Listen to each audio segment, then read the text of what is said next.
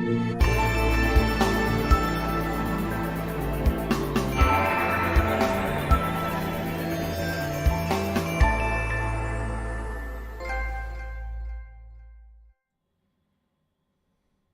wait, no longer greatness has arrived. Welcome to episode 322 of The Trophy Room, a PlayStation podcast made by the players for the players. I'm your host, Joseph, aka Mr. Badbit, and it is here where me and my best friend Kyle talk about the latest, the greatest in all things PlayStation. Of course, this week, we're talking about our Spidey senses tingling. The PlayStation record-breaking streak continues. Twisted Metal TV show and a Gran Turismo movie trailers are out, and so much more. And we're doing it live every Wednesday at 8 p.m. EST over on youtube.com/PS Trophy Room. So with all that said, and with all that out of the way, the greatest co-host whoever is, whoever will be, Mr. Kyle Stevenson. How are you, sir? We are live! Ooh, we're doing it live, and you know what? I didn't mess up once. You did it! Like Joe, you worry too much. So, I don't know what happened, man. You're the seasoned pro. You've been doing this longer than I have, so you got this. Listen, I'm pretty darn proud of myself for what I was able to just work on. Because usually 9 times out of 10, if we have like a special guest, I always mess up the intro. That's a little like, behind the scenes thing. That's my thing I mess up the most. So here we are. Thank you all in the live chat. And yes, we are now streaming the show live over on youtube.com/@PS Trophy Room. So catch us live every Wednesday night as we record the show. Or guess what? Catch us on your favorite podcast feed each and every Thursday morning. Ooh-wee. Now, Kyle, we got a lot to talk about. Mm-hmm. And a lot of the conversations this week are kind of broad, let's say. One of them is about the state of AAA games. And I kind of wanted to get this question out here first to kind of gauge where you're at right now in 2023 with all these games coming out.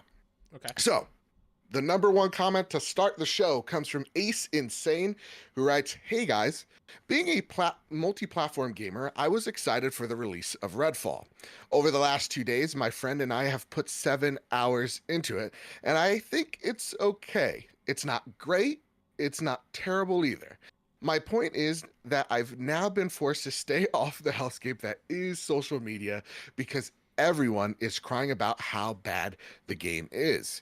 If you think it has problems or don't like it, then great. Don't play it.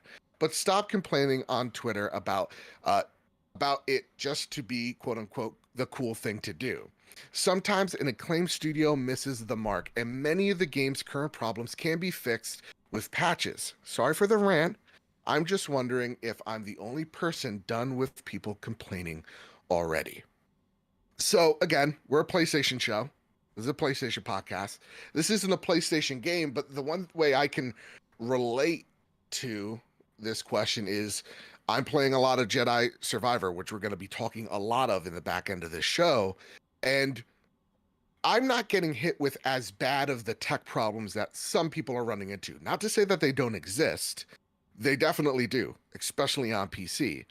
But to see the same people hit the same beat over and over again, it's like they're kicking a dead horse at this point, right? Mm-hmm. And I feel like a lot of people are doing the same, but there's kind of some justified air of frustration as we're getting more and more of these AAA games that come out either half-baked, like, Redfall, or they come out and there's a port wrong with it, like Dead Space with their PC version, or what was it?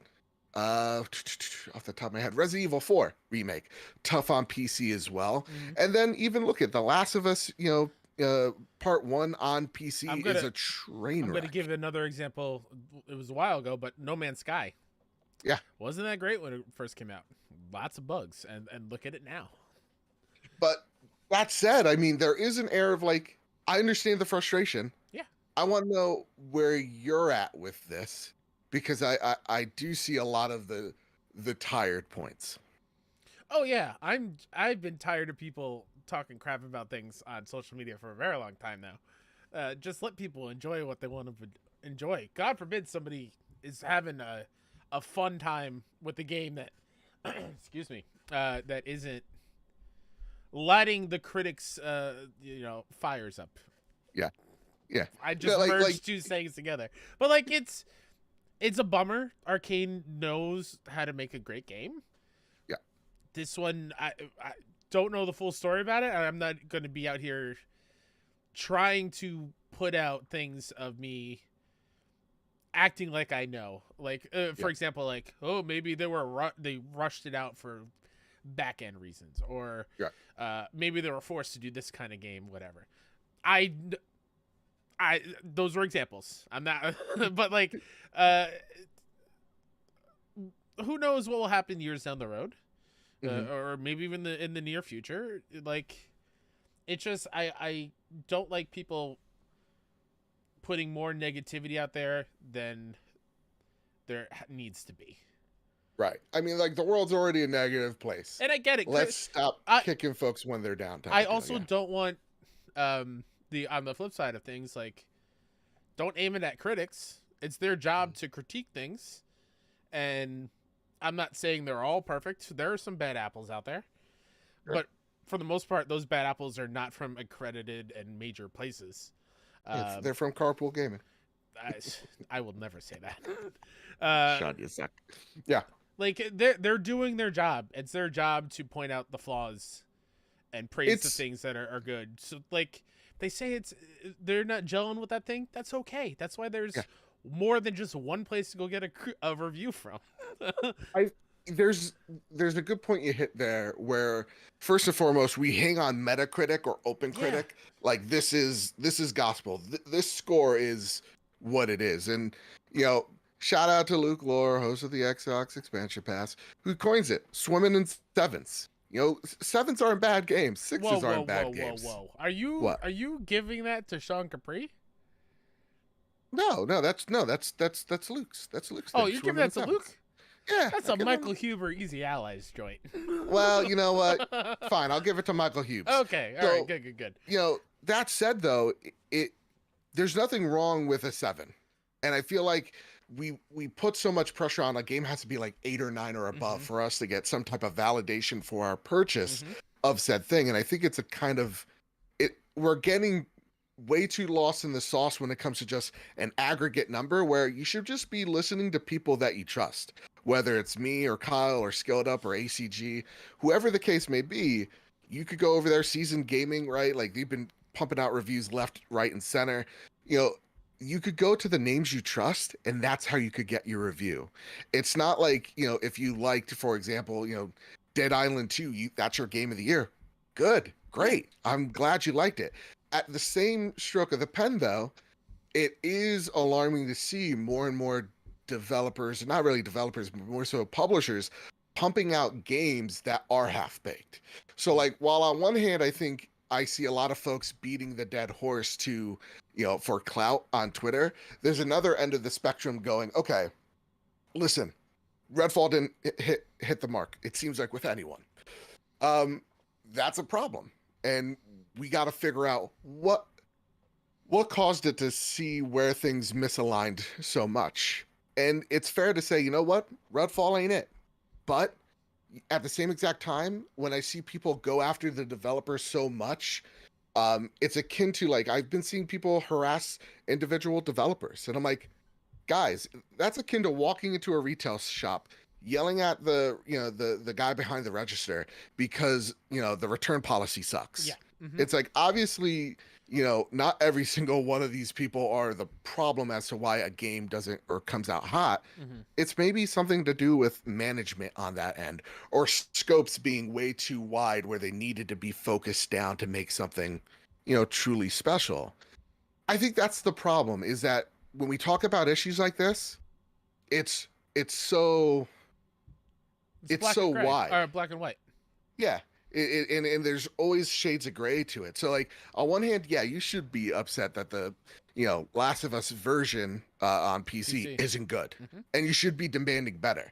But demand better from Naughty Dog, demand better from PlayStation. Don't go out there and attack individual people and harass them online when they're just trying to celebrate that they got a game out, you know? Sure. Yeah. And yeah, And we're criticism too, like when it comes to Redfall, you point the criticism towards Xbox too. They put this game out, they knew what it was. Mhm. Criticism should be have as long as it's thoughtful and honest. Not everything has to be positivity train over here. You could be critical of something as long as there is some layer of respect to the person that you're giving your criticisms to. Yeah. You're treating them the way you want to be treated, you know? And on that note, we're a PlayStation podcast. I don't have an Xbox anymore for other reasons. Not because Redfall was coming out and it was going to be bad. I'm ditching it. It was bad timing. That's why I didn't want to say Yeah. anything, because I didn't want to open Sure. up that can of worms. Xbox is going to be fine. Oh, They're going to be everybody on fine. Twitter's saying they're dead. They're not. They're going to be fine. It's like No. everyone has a misstep. You remember the Order 1886? Right. That was a misstep. I love that game. I remember Mag, Yeah, Mag. There. Starhawk, Lair. Come on. I'm trying to think of another one. Even like as much as we loved it, Death Stranding didn't hit as big as a lot of people were expecting Right. it to.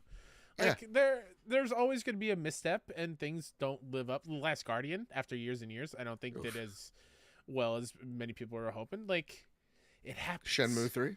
It happens. We can't get a masterpiece level game every 3 months. We can't. Yeah. It's not. That's way too high of an expectation, and then you're going to fall out of love with the hobby that we all enjoy doing. Yeah. If you And at set the it same up too exact high. time, when it comes to games, don't pre-order them. Like, wait till it's released. Wait till you see the reviewers that you respect review the game, and then make that opinion. Because the reason why these ports keep on coming out so buggy is y'all keep on buying them. So, you know, if that's the other issue here is like, yeah, Capcom won't fix Resident Evil, or they'll fix it at a later date, Resident Evil 4 remake on PC, because they know they can rush it out now, and people will still buy it anyway. So like, there is again like there's a kind of bit of a tug of war that you got to do. But you know, we are a PlayStation podcast, and I will say this: I want Xbox to be great. Yeah, I want them to keep creating games on a great level where they challenge PlayStation. Yeah, I want them to make PlayStation uncomfortable. Yeah, that's what I want to see. And as a PlayStation fan, why do I want to see Xbox succeed so bad? Because that's going to push PlayStation to do cool things. Like, remember crossplay. Yeah. That only happened because Xbox and PC Game Pass pushed those issues in the forefront, going, people want to play with each other. And we're opening it up to Nintendo, we're opening it up to PC. Well, sorry, PlayStation, you're sitting out. Yeah. And PlayStation got uncomfortable, and they started doing it. Remember trophies, right? Achievements came first, trophies came afterwards. You know, because of competition, we get really cool stuff as the consumer. So we want our brothers and sisters on the green side to get really awesome games. And it is disappointing when, you know, you hear from them that they're disappointed in their product.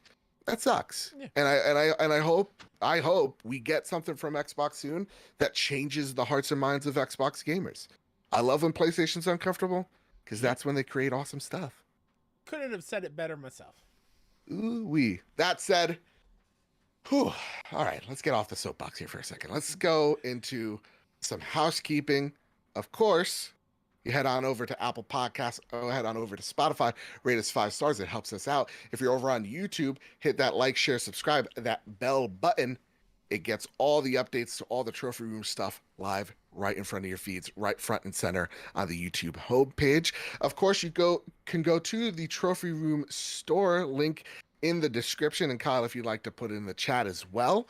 And of course, most importantly, it's time for our Patreon pitch. Like we say each and every week, if you ever got you through a long car ride, a tough day at work, whatever your situation may be, it really does help us out. The reason why we look so great, sound so good, is because of your generosity over at patreon.com/PFT. GAaS Trophy Room. I want to thank our newest member, Hybrid 748 at the Platinum tier. I want to thank Savoy Prime, who upped their pledge to the Bronze tier. I want to thank our premium producers, Todd Burowitz and Toxic.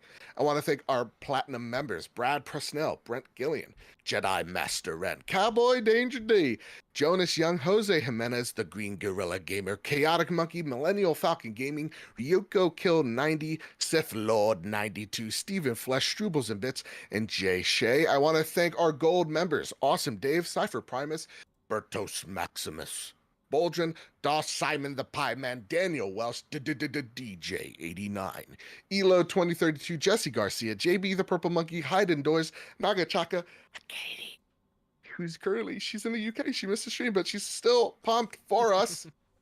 Kevin Mitchell, Kevin Diaz, Kevin Ainsworth, K Grimm, Lamb Chop 93, Marcus O'Neill, Androsaur, Astronaut Jr., not to be mistaken with Astronaut Senior, Rick Arrington, Dewane Raksha, the Aztec King, Robbie Bobby Miller himself, Brenton Zachary, Brenty Blob, Bubble Boy N7, Captain Logo, Fanil Fan, XZ, Hambone, JD Dillinger, M9 Prime, Stone Cold, ED, Tino 6 Speed, M Cly, H85, N Johnson, Sean McKenzie, Matt Pew Pew Pew, The Red Arrow, Spammin', Bammin', and Somnia. Thank you all so much for supporting the show the way you do. And now, with all that said and with all that out of the way, everybody, it's time to square up the news. First bit of news that needs to be squared up comes to us from Tom Ivan over at PS Lifestyle. Tom writes, Marvel's Spider-Man Remastered is finally getting a standalone release. Marvel's Spider-Man Remastered is finally getting a standalone release for PS5, currently only included as part of the Spider-Man Miles Morales Ultimate Edition. Later this month, it will be made available standalone via the PlayStation Store, priced at $49.99. Players who own a physical or digital copy of Marvel's Spider-Man for PS4 will be able to upgrade to Spider-Man Remastered on PS5 for $10. Let me cut in for a second, since I'm back to the really good mic. I don't have the mute button, and me drinking something that's bubbly, there might be some burps that might come through, and I'm trying not to. I'm sorry, y'all. I'm so sorry. It's all right. I'll edit it out in post. Back to Tom's. Beautiful. Well, the live viewers though will be like, oh, that. Yeah, it's amazing. You know, you got some ASMR freaks in this chat. Yeah. Digital copy of Marvel Spider-Man for PS4 will be able to upgrade to Spider-Man Remastered on PS5 for $10. PS Plus members who claimed any edition of Spider-Man via Sony's subscription service won't be eligible for the PS5 upgrade offer. Players who own the standard edition of Miles Morales can also still pay an upgrade fee to get the ultimate version, which includes the remaster. In a PlayStation blog post, Insomniac Games narrative director John Paquette also announced that a Spider-Man 2 prequel comic will be released for free in the United States on May 6th, ahead of the game's release this autumn. It will offer a look at what Peter Parker, Miles Morales, and MJ Watson have been up to since the events of Spider-Man and Spider-Man Miles Morales. Quote, in this story, their lives collide as Peter, Miles, and MJ attempt to balance their responsibilities to the city and each other, Paquette said. They keep coming back to one of the main themes of the comic, is magic real? Because in this action-packed issue, a beloved supervillain makes their first appearance in our universe and appears to have supernatural abilities that defy mere webs and fists, none other than the Hood, end quote. The comic is being released to coincide with Free Comic Book Day, an annual promotional effort by the comic book industry, which sees participating specialty stores give away comics free of charge. US-based readers will be able to visit a participating comic store to pick up a copy or download one via the Marvel Unlimited app or Marvel's website. The comic will be available digitally worldwide through Marvel Unlimited at a later date. Ooh-wee, we're getting some more Spider-Man stuff. First and foremost, Kyle, as you were reading the news, I was drinking some refreshing green tea from Dunkin' Donuts because I'm trying to live a healthier life. And it's bumming me out that I can't have coffee anymore, you know? Hey, listen, this Celsius... It feeds the anxiety, and I can't do it. This Celsius is pretty good. Just saying. Is it? It's very good. I hate energy drinks, and this is pretty good. Okay, fair enough. Because it's like a seltzer, right?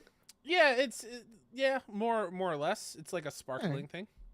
Fair enough. All right, back on Spider-Man. Yeah. So sorry. sorry. I just I had to say I'm trying to live a healthy life. Jeez. Hey, is this why Spider-Man is no longer on the PS Plus collection? Like I mean, Matthew Kennedy said it in the chat, man. Yeah, this is I clearly said it, why Spider-Man was pulled. Yeah, and y'all were right. This is this is pretty much a given, you would think, Yeah. right? Like they want to make extra cash on this, as it looks like this is clearly Sony starting the hype cycle that is Spider-Man, because it's coming out in the holiday season. And what better way of saying, hey guys, if you missed Spider-Man, if you missed the Miles bundle, here it is for you. Though I think it's let's be real, that's way too much cash for a remaster. A remaster that's technically been out for like what, 2+ years at this point. Like $50. Oof. Yeah, it is a lot, but it's really good. Like it's a lot of money, but it is a very well made Sure. remaster. Sure. Being able to play the original in 60 frames, and whether you love it or hate it, the updated Peter Parker model is also a part of it. Like I played it I think right after Miles. I hopped back in and platinumed it all over again, and it's really good. But I'm kind of with you. $50 for it's steep. It's steep. little pricey.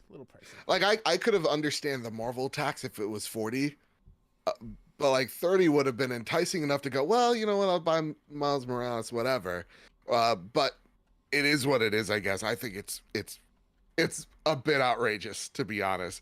That being said, the upgrade path, listen, I'm not a fan of that either, but it is just $10. And again, just $10 to me means a whole lot to someone else. So it is, to me, I think, the bummer of the news, because I'm like, yeah, this should be a heck of a lot cheaper for folks. But it's also Sony knowing that, hey, listen, we can, if there's any IP that we could double dip on, it's Spider-Man. It, hands down, it's Spidey.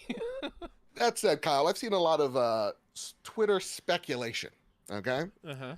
And that is that this, I mean, listen, Jeff Grubb said the showcase is in May, right? We're starting to see some Spider-Man related things in the beginning of May. I'm sorry, really quickly. Yeah. You need to say May the correct way. It's gonna be May. Thank you. We can move on. Yeah, no problem. In the beginning of May.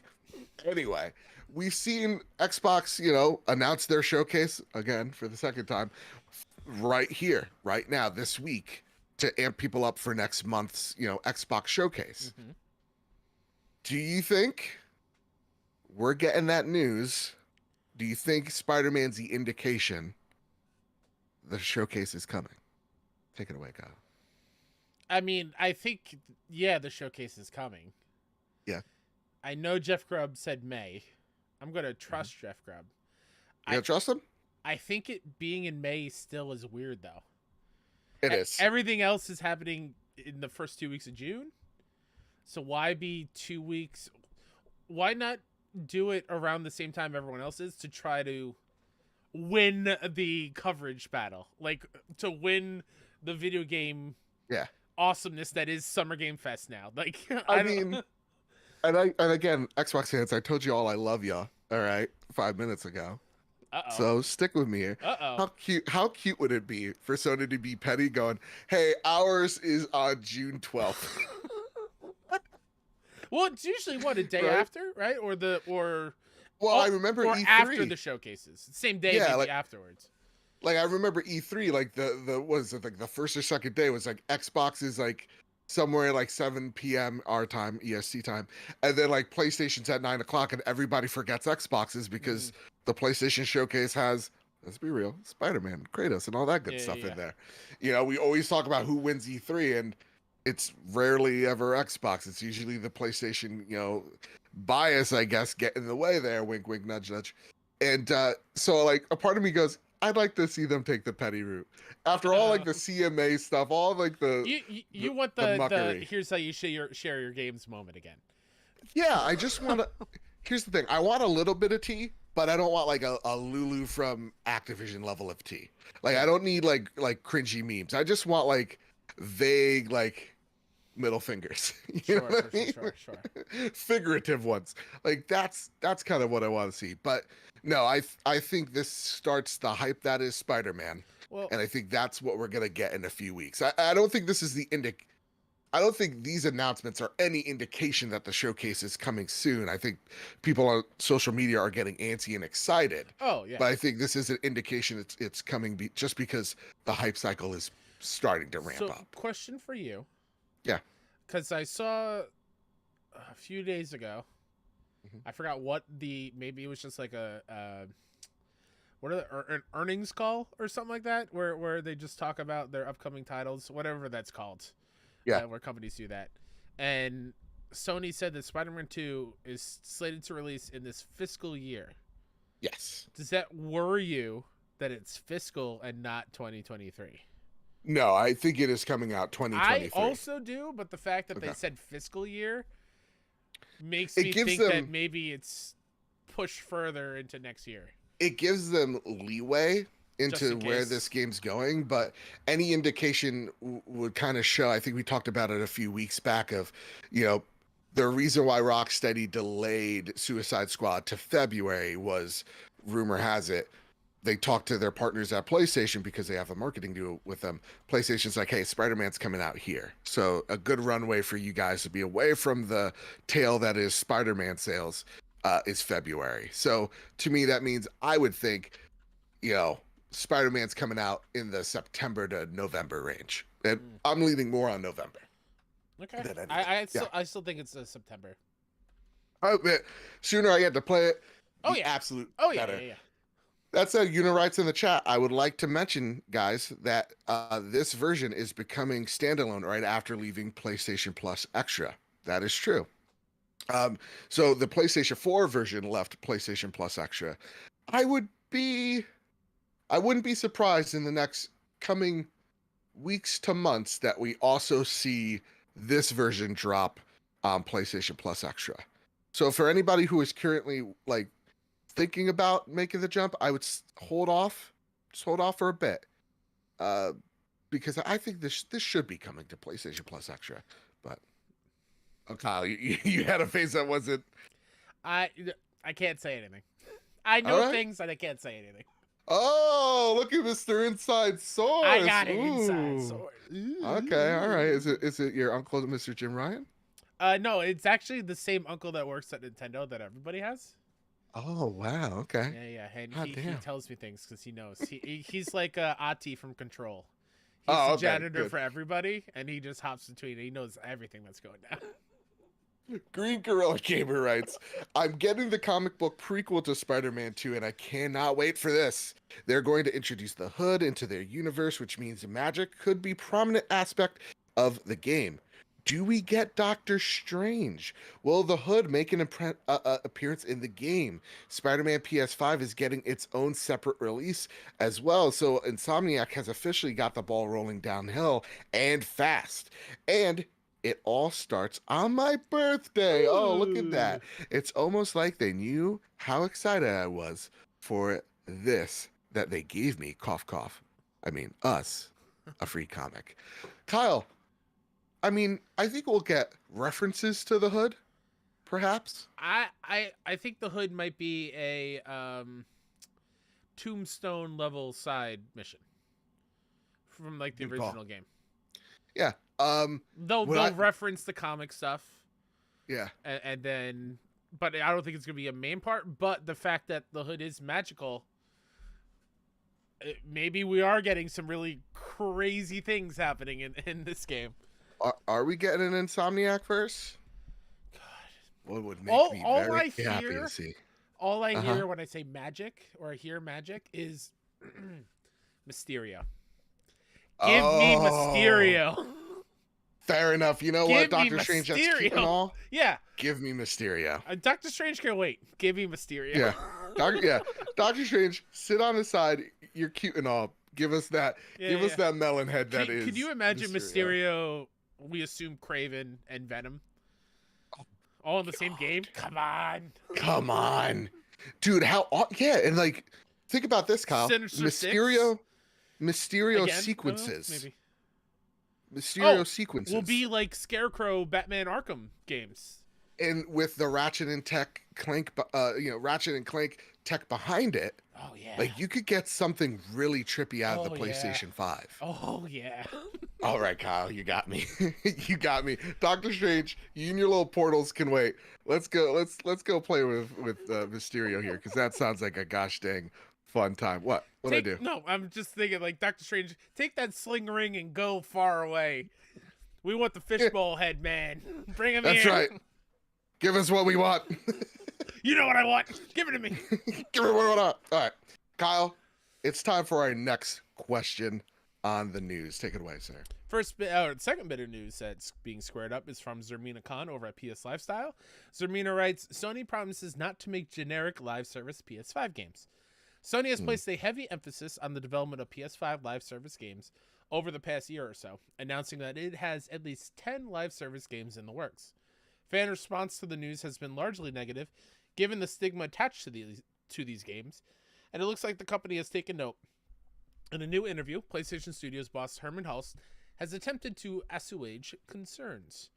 Speaking to GamesIndustry.biz, Hulst acknowledged that the mere mention of quote-unquote live service can be misconstrued, but reassured that the upcoming PS5 games will respect players' time.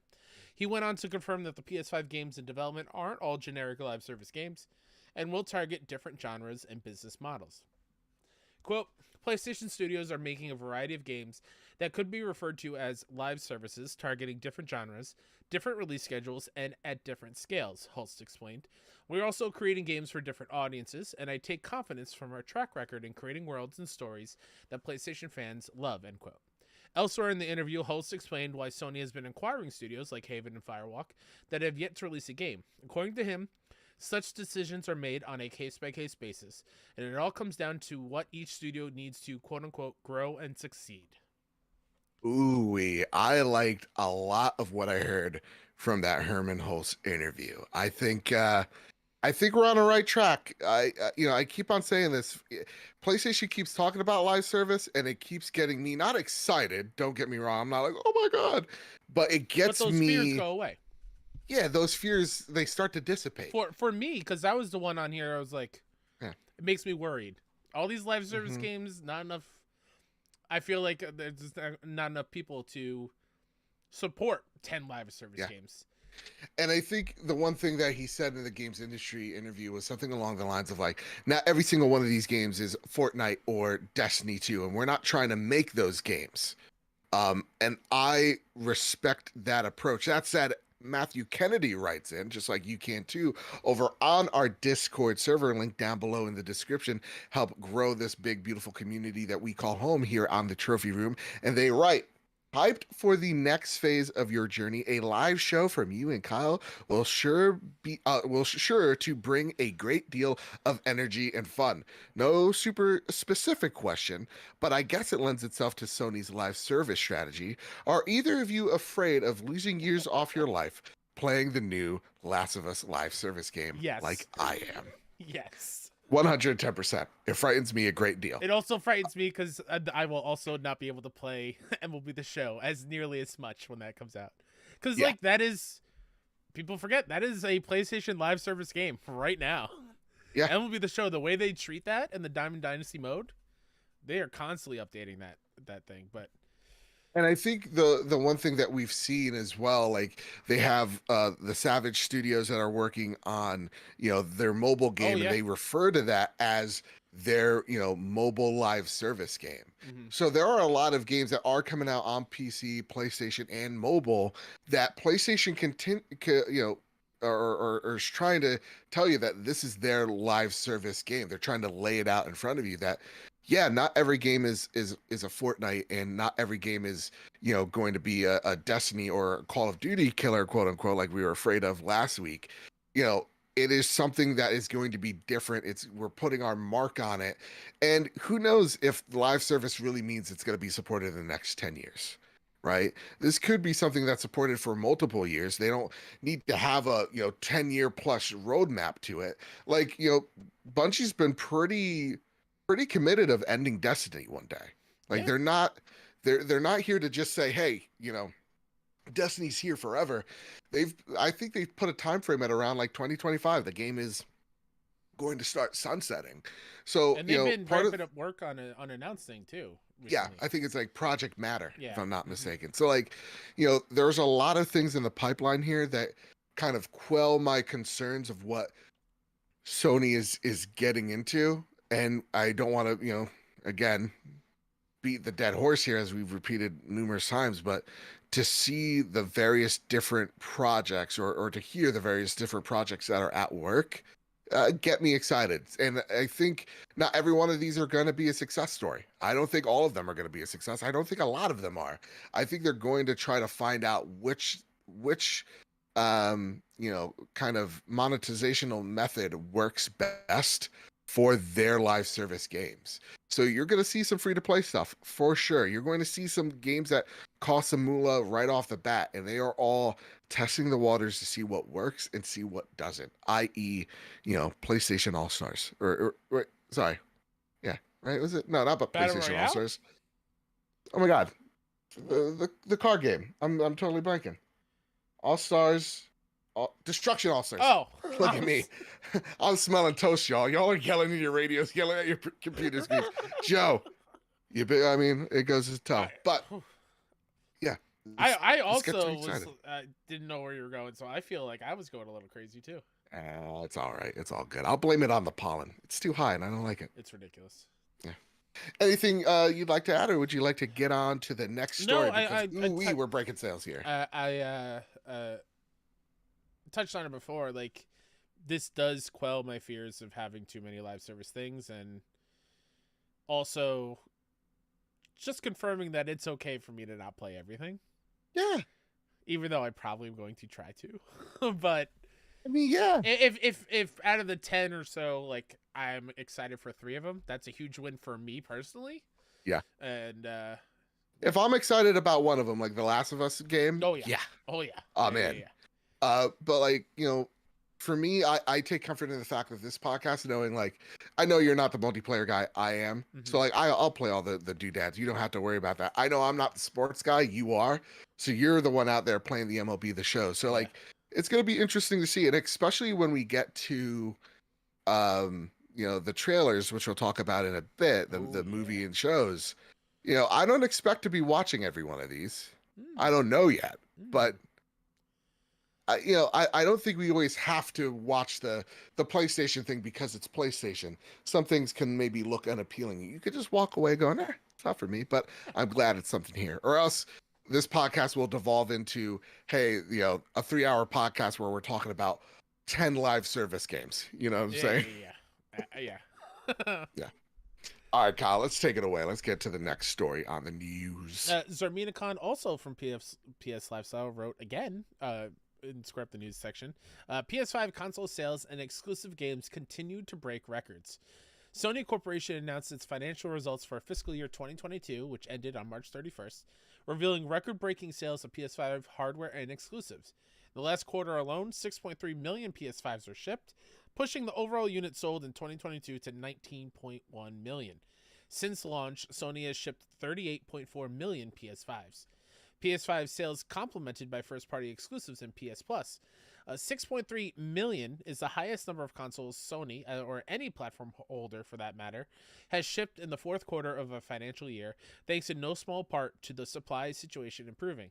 PS5 is now only lagging behind the PS4 by 1.6 million units on a time-aligned basis. The current-gen console is poised to surpass its predecessor. Sony also revealed that God of War Ragnarok was quote-unquote a huge hit for the company. Sales of first-party games grew 41% year-on-year in fiscal year of 2022. The company went on to reassure investors that Marvel's Spider-Man 2 is on track for release this year, which is expected to push sales even further. PlayStation Plus subscription numbers have also improved with a 2.16% increase since the third quarter. PS Plus now has 47.4 million subscribers. Elsewhere, Sony reaffirmed its commitment to developing new IP and releasing PC ports of first-party games. Yeah.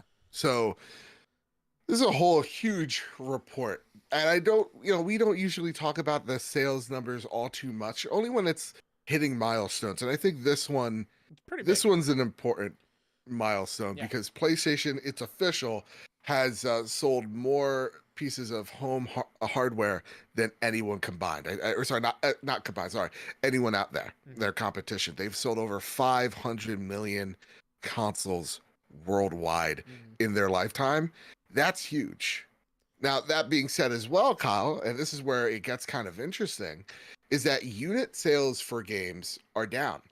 And PlayStation, both PlayStation, Activision, and a few others have kind of said that the $70 price tag is kind of hurting them a bit, but they're not too phased by it because monetarily, that extra $10 gives them a whole lot more revenue. So, though unit sales are down, the revenue is higher than ever Mm-hmm. because of that extra $10.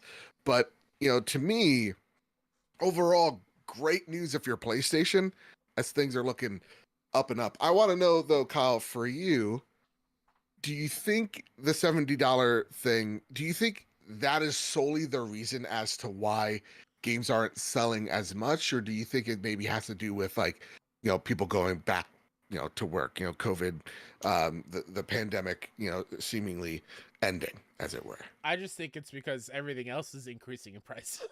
Yeah. Just like everyday necessities. So like I go to the bagel shop to get an egg sandwich, and they have a thing on there like our prices are increasing because our egg distributor, we used to be able to buy it at like, I don't know, $5 a dozen, whatever, or like $20 a crate or whatever ridiculous thing was. And it was like, now it's over $200. I'm like, whoa. Oof. Okay, I understand. I get it.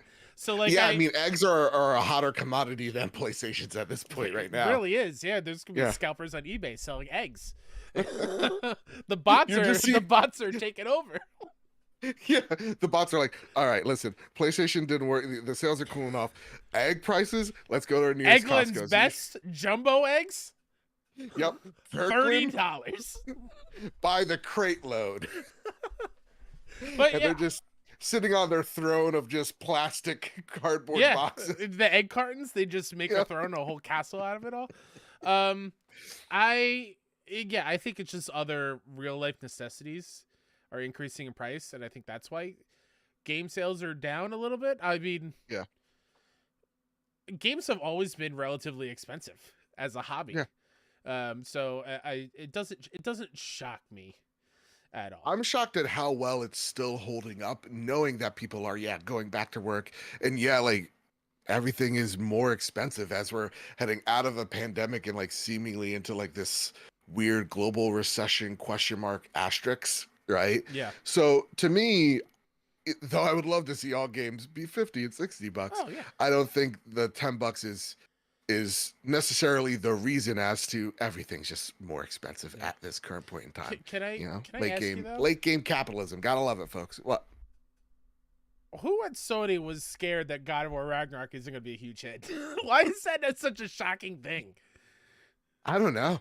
I mean, it's just something that they can pump their chest to. I mean, sure, but when they write, like, they also revealed that Ragnarok was a quote-unquote huge hit. No duh. And water is wet. Exactly. It's like how that should have ended. Yeah, 110%. 110%. All right, Kyle, this is your segment, so take it away. Oh, welcome to the media tab, where PlayStation is going outside of the controller and into your eyeballs only. That got weird real fast. It got weird. Honestly, really strong start, and then like really bizarre at the end, but I appreciate it. Listen, we're live. Anything can happen, baby. That's right. Twisted Metal and Gran Turismo trailers are out, and we have thoughts. Yep. Joe, what's the issue? Are you trepidatious about these? Because I'll start. I love the vibe of both of them. Savoy Prime writes, were you guys expecting Gran Turismo to end up looking like it's gonna be an entertaining movie? The trailer was pretty darn good. Okay, I agree. The trailer's pretty darn good. I'm way more excited to see that movie than I did before. I feel like the trailer showed us the whole movie, though. Yes. From start to finish. Yes. I got the full through-line story. Mm-hmm. I think the premise is interesting. I'm not convinced by the main lead at all. I think someone watched Ford versus Ferrari, and it was just like, we could do this, but video game, right? Well, it is based on that tester thing. Okay. Or the show. I'm not as sold as what people are hyping it up to be. It's like, this looks really good. I'm like, the Need for Speed movie had Aaron Paul in it at his height. I do think it looks fun. I am excited to see it. I do think it gives away the whole thing. The other negative of that trailer, and I'll ask you and people in chat, people listening at home, tweet at us, hop in our Discord, tell us if I'm wrong here. Sure. Are you also just a little tad bit upset of David Harbour just trashing on gamers the whole trailer? And that was the other one. That was the other It's part. like, man, you got off your lazy ass and you touched grass? What it was? Oh, you walked on some asphalt. I bet you guys don't do that every day. Oh, yeah, you just play with your little hands and your fingers. Driving you got a little controller? Way more intense. You can't handle this. You get what? Yeah. The sunlight's hitting your skin for the first time in years. Exactly. That was weird. And then there was some guy at a club they argue with hey man, this ain't points I can. Yeah, this is real life. No, I think that was also David Harbour. Yeah, I think David Harbour is on 4chan cyberbullying people. I don't think that's a good look for adapting video games into a movie. It just, the thing that had me with the trailer, this is me nitpicking, I get it. But how many times are you going to say video game gamer stuff? Oh, yeah. Oh, yeah, he can't drive a car, he's a video gamer. Yeah. Oh, this isn't just about the high score. This is real life. You could die. Yeah. It's like, I mean, listen, I like the one line he said. He's like, listen, you make a mistake, you can reload or whatever, that's great. right? Yeah. Everything else that's all you need. It's way too much. There's a little bit extra. And that's my fear here. It's a little bit too extra. A little bit. That said, it's also a Gran Turismo movie, so there's not a story and narrative for them to build upon, so they had to do it somehow. They could do so. I think Peacock is going to be the best place for this show to succeed. Oh, you're talking about Twisted Metal? Peacock, yeah, because it's Peacock, and they don't have too many worthwhile shows, right? Let's be honest. WWE, right? So I think this is going to be a big hit for him. I think everything points to it. Anthony Mackie is a huge star. He's great and all. Will Arnett is voicing what's his face? Oh my god, the clown. Sweet What's Tooth? up with me? Yeah, Sweet Tooth. There you go. And Samoa Joe is the actual physical person. It's wacky. It's kooky. I get the vibe. What Twisted Metal is, yeah. Yeah. So I'm more positive on that. But even then, I'm like, it's Peacock. How much budget do they really have here? Mm-hmm. But I'm cautious to see, because they do on Peacock. I know, not with some certainty, but they're more focused on comedy, and this seems like it is. Oh yeah, exactly that. So I'm cautiously optimistic about that one. Yeah, I do think it hits the vibe of what I expected Twisted Metal show to be. Although I do wish it was a little bit more darker, like a Twisted Metal Black, because that's my favorite Twisted Metal. But who knows? It could be a fun time. I love Anthony Mackie. I like Will Arnett. I know that might be a little controversial. I feel like a lot of people aren't super. No. What? Who hates on Will Arnett? I've heard some people say he's too goofy. He's not. He's just Job from Arrested Development. That's all he is. No, he's more than that. He's more than Job. I love Will Arnett, but yeah, I think it's gonna hit the vibe. I love all my children. I don't care for Job.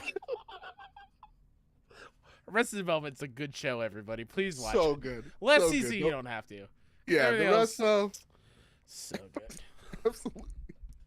But yeah, so I love Will Arnett. I think he has the voice that's made for Twisted Metal. So I'm excited. Also, I was talking to my best friend who isn't a gamer whatsoever, and she was just like, "Dude, you see the Twisted Metal teaser?" I'm like, "Oh, okay." Yeah. I didn't know Twisted Metal is this hard into the culture. I love the color vibes too. Like the homing missiles from the game, which are purple, or you get the purple smoke and stuff going on in the background, and it looks like a chaotic good time. Yeah, so I'm gonna see. It's not, again, it's not neither of these things are Last of Us level.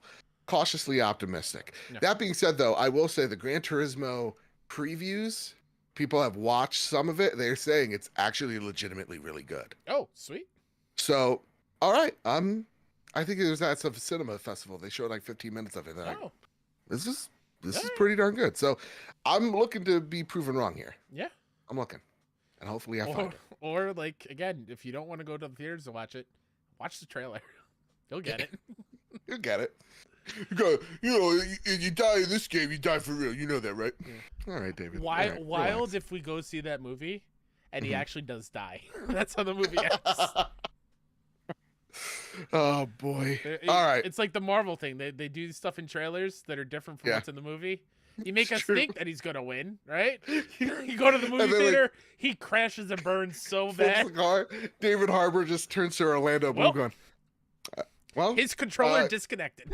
he He like ran out really of smug. lives. He's really smug. He's like, well, you guess you could say I told you so.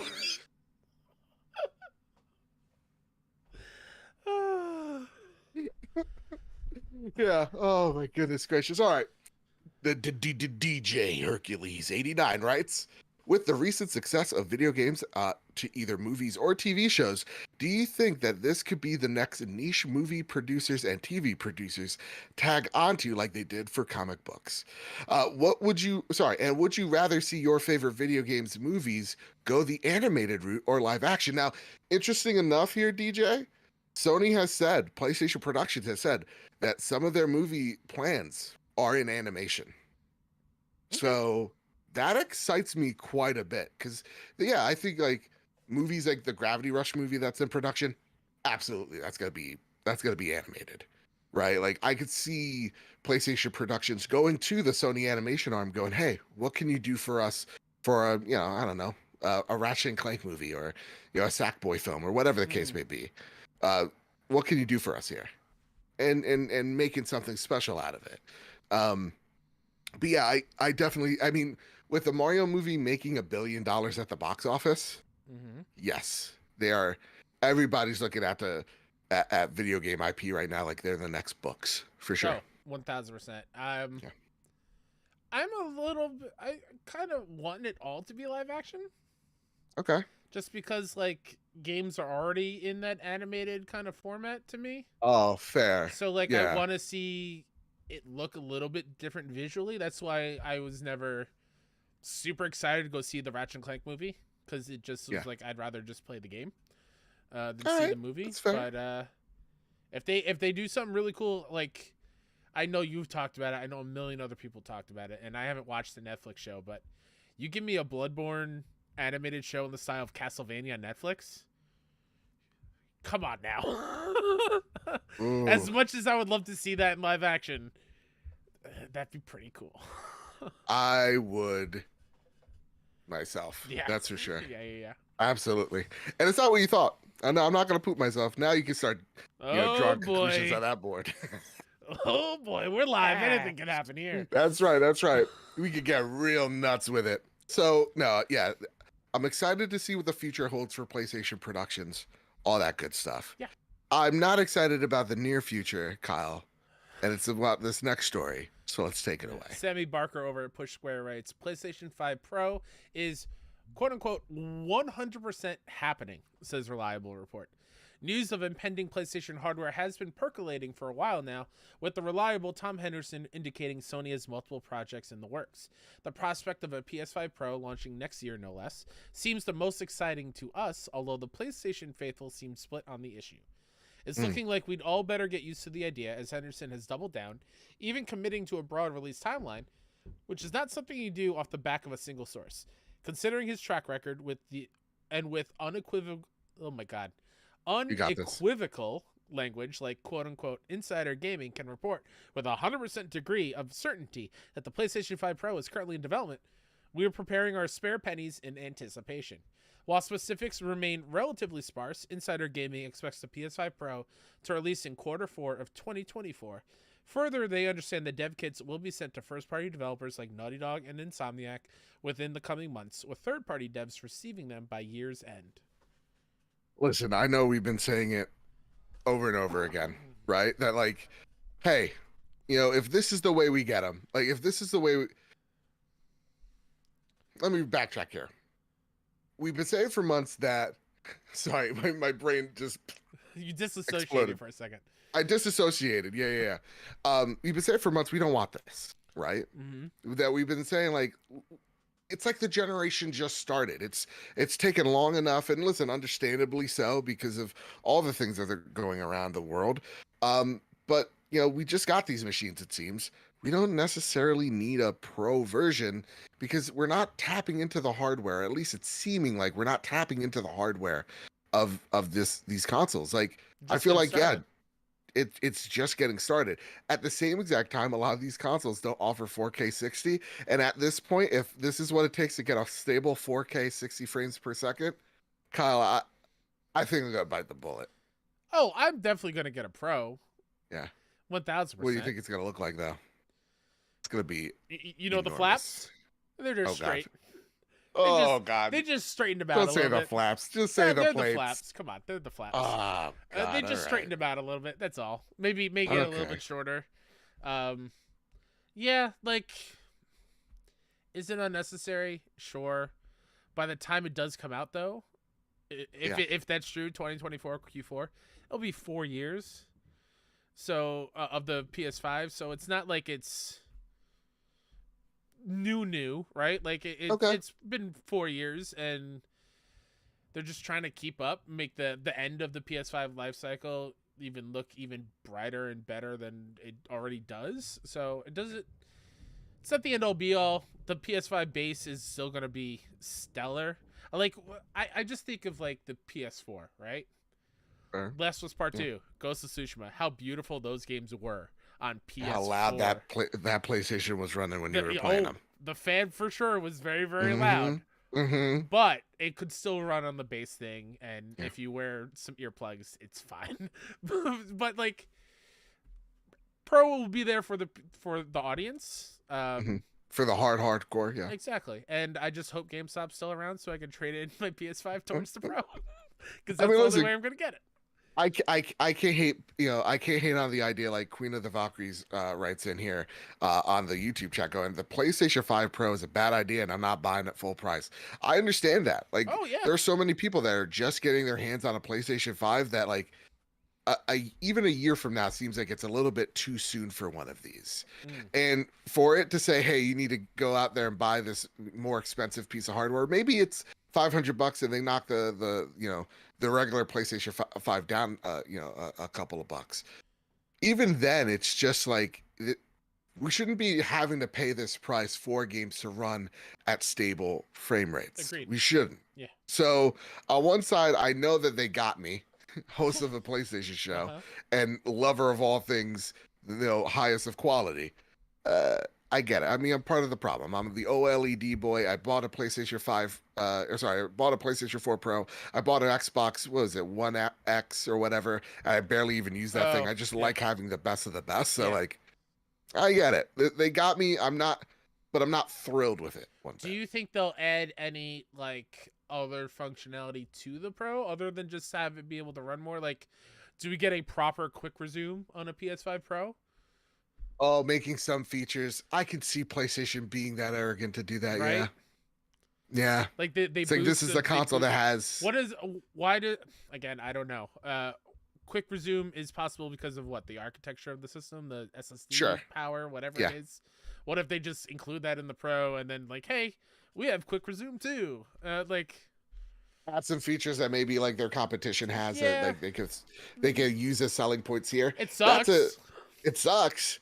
But you know what? You're sounding like a suit, and it scares me. And also, because it also makes perfect sense and in a what also Succession-like scares world. me is this PS5 Pro. You know what I'll guarantee it does not have? What's that? Disk drive. And that makes me sad. I'm going to be forced to buy that detachable disk drive. That's right. Ugh. One of us, Kyle. One of us. No. All right, fine. All right, Kyle. It's time for some flash news. Gotta run. Gotta go fast.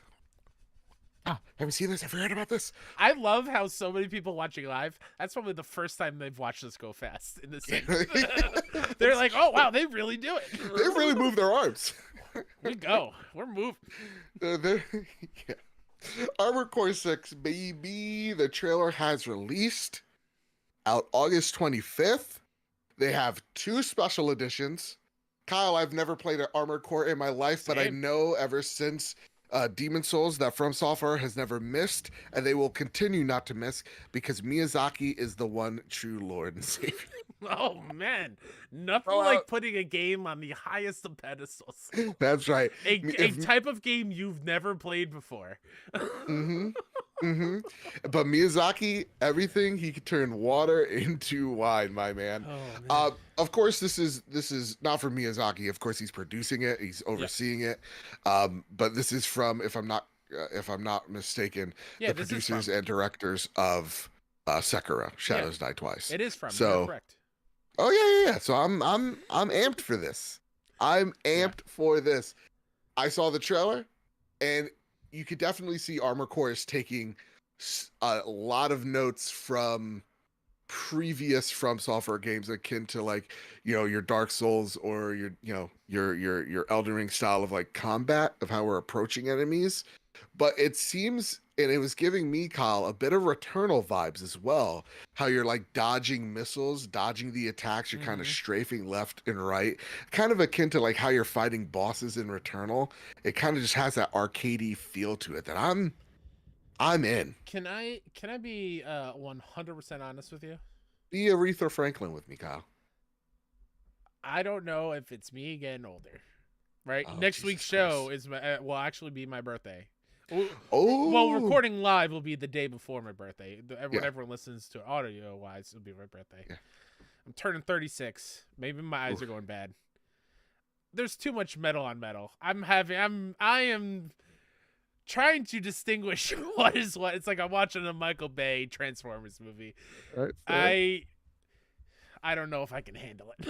I'll be the office bit of Jim Halpert playing that game in the Yeah. what office was it? It doesn't matter. Which The branch it Connecticut was. offices? Yeah, where he's just in Yeah. the corner, just Yeah. looking at the ceiling. That'd be me trying to play. They were playing Call of Duty Oh, there you go. on PC. Yeah, Yeah, yeah, yeah. yeah. Oh God, that show's so good. I'm Yeah, excited no, though. Like you I'm said, excited. I'm a new From Software fan. That's right. A mech game, I could be into seeing what it's like, but I don't think it's gonna be a day one for me.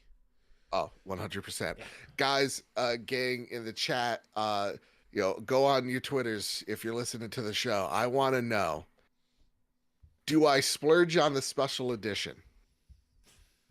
It's like It's $300. $220. No, Ugh. this one's 200. Okay. Oh yeah. I'm a reasonable man. Sure. It looks really cool. There's like a 400 or like $500 one. That's crazy. It comes like in a case, like a silhouette. That's a little nuts. But, and I need to also preface this, I have every single collector's edition since Bloodborne when it comes to Oh, From Software. you have So like the there Sekiro is, one too. yeah, I have the Sekiro one. It's up Oh, there. okay. Yeah, it's up there.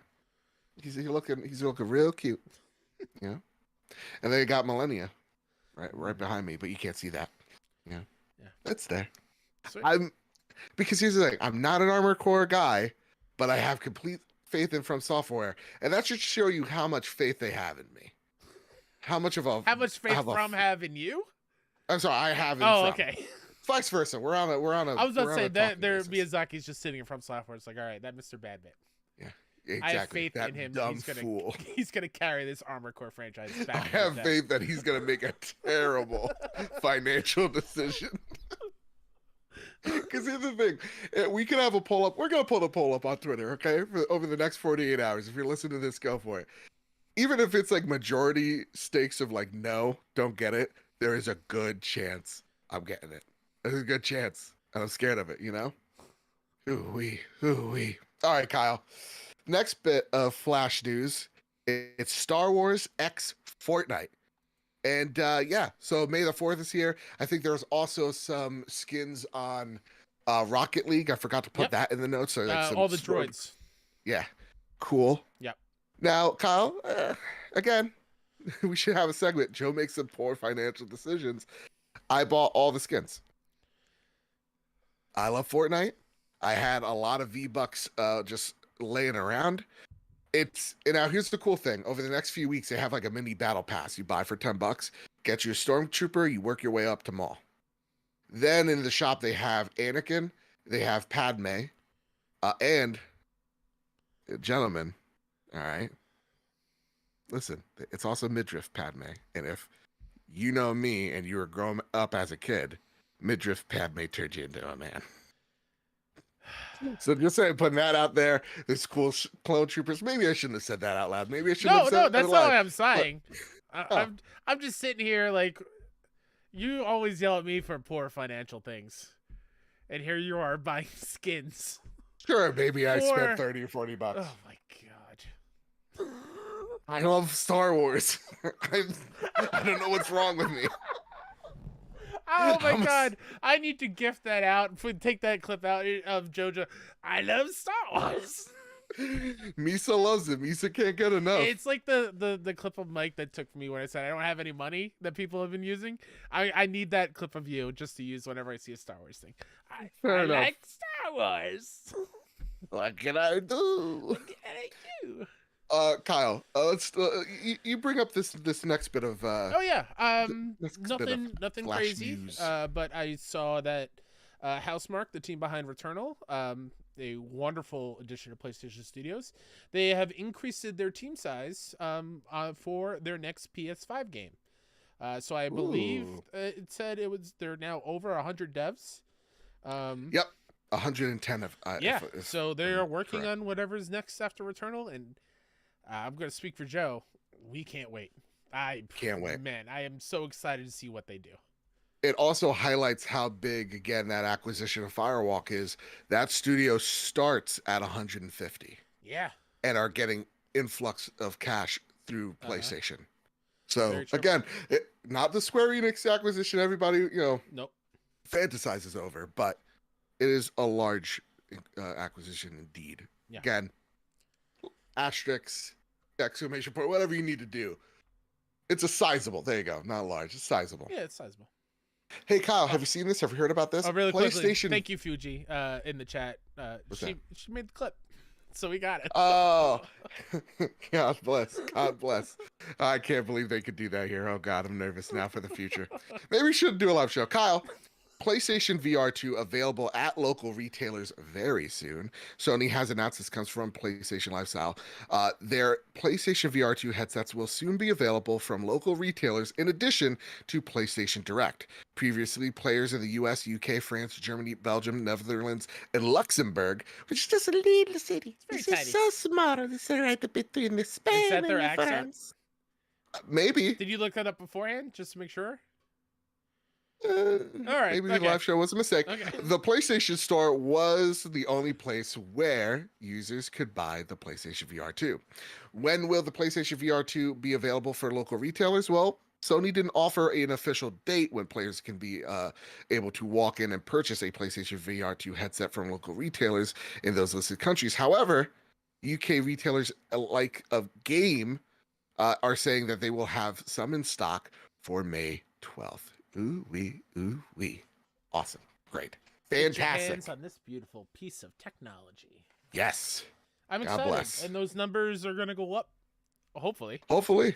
Yeah. And people can stop saying how it's a failed thing. It's just now hitting everywhere for people to actually pick up. All right, Kyle. It is time for a little segment called Quick Play, but let's put a slash through right through it. Whoa. What? Let's start with my game. Something? Yeah. I wrote it in the doc. Can you just ignore it? Go for it. What have you been talking about? I've been playing this little indie game. Do you hear this? Usually he edits this out of the weekly show of him being condescending to me, so I'm so happy. Right. The live show, you can finally see how awful he is to me. So toxic. Get away. 10-second stops. MLB The Show, I'm not having a whole lot of fun. The last 2 weeks, it's not just cheaters, it's just their matchmaking system when it comes to their battle royale mode and events mode, where they just they match you with everybody, and I'm running into the people I watch on YouTube who are just gods, and I can't pitch to them because no matter what I do, they're gonna hit it for a home run. They just they are perfect at, and I'm getting frustrated. So I'm purposely going to wait until Friday to hop back in, give myself a few days as a reset point. Yeah. But the game I want to talk about is an indie game that I've heard so many people say this is one of the best indie games of the year. It could be. Oh. It's a game called Dredge. I don't know if you're familiar with this. I've heard it's like a lot of this game's a lot of genres in one, but Yeah, it involves somewhat. fishing. It is a fishing game.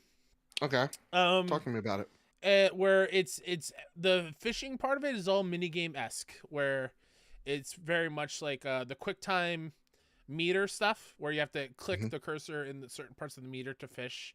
And then when you get the fish or you dredge things up from the ocean, like materials or valuables like rings, earrings, and stuff that you find in treasure, it turns into like the RE4 inventory Tetris kind of thing, where you have to make sure everything fits in the right spot.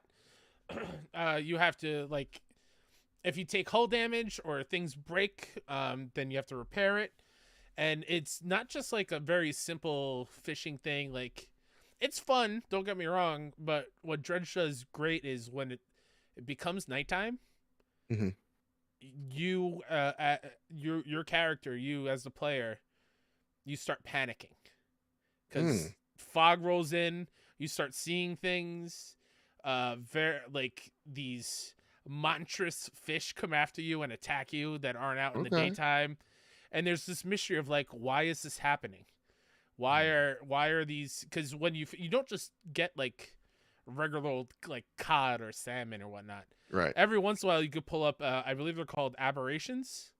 Okay. Where they're like mutated, monstrous mutant fish. Like something's wrong with them, and you're like, what's happening here? So it's sounding like it's a fishing horror game. It very much is. It very much is, and it's got a very cool artistic style to it. It's like a watercolor kind of thing going on. It's excellent. I beat it. It's like I beat it in like 10 hours. Not going for the plat just because too hard.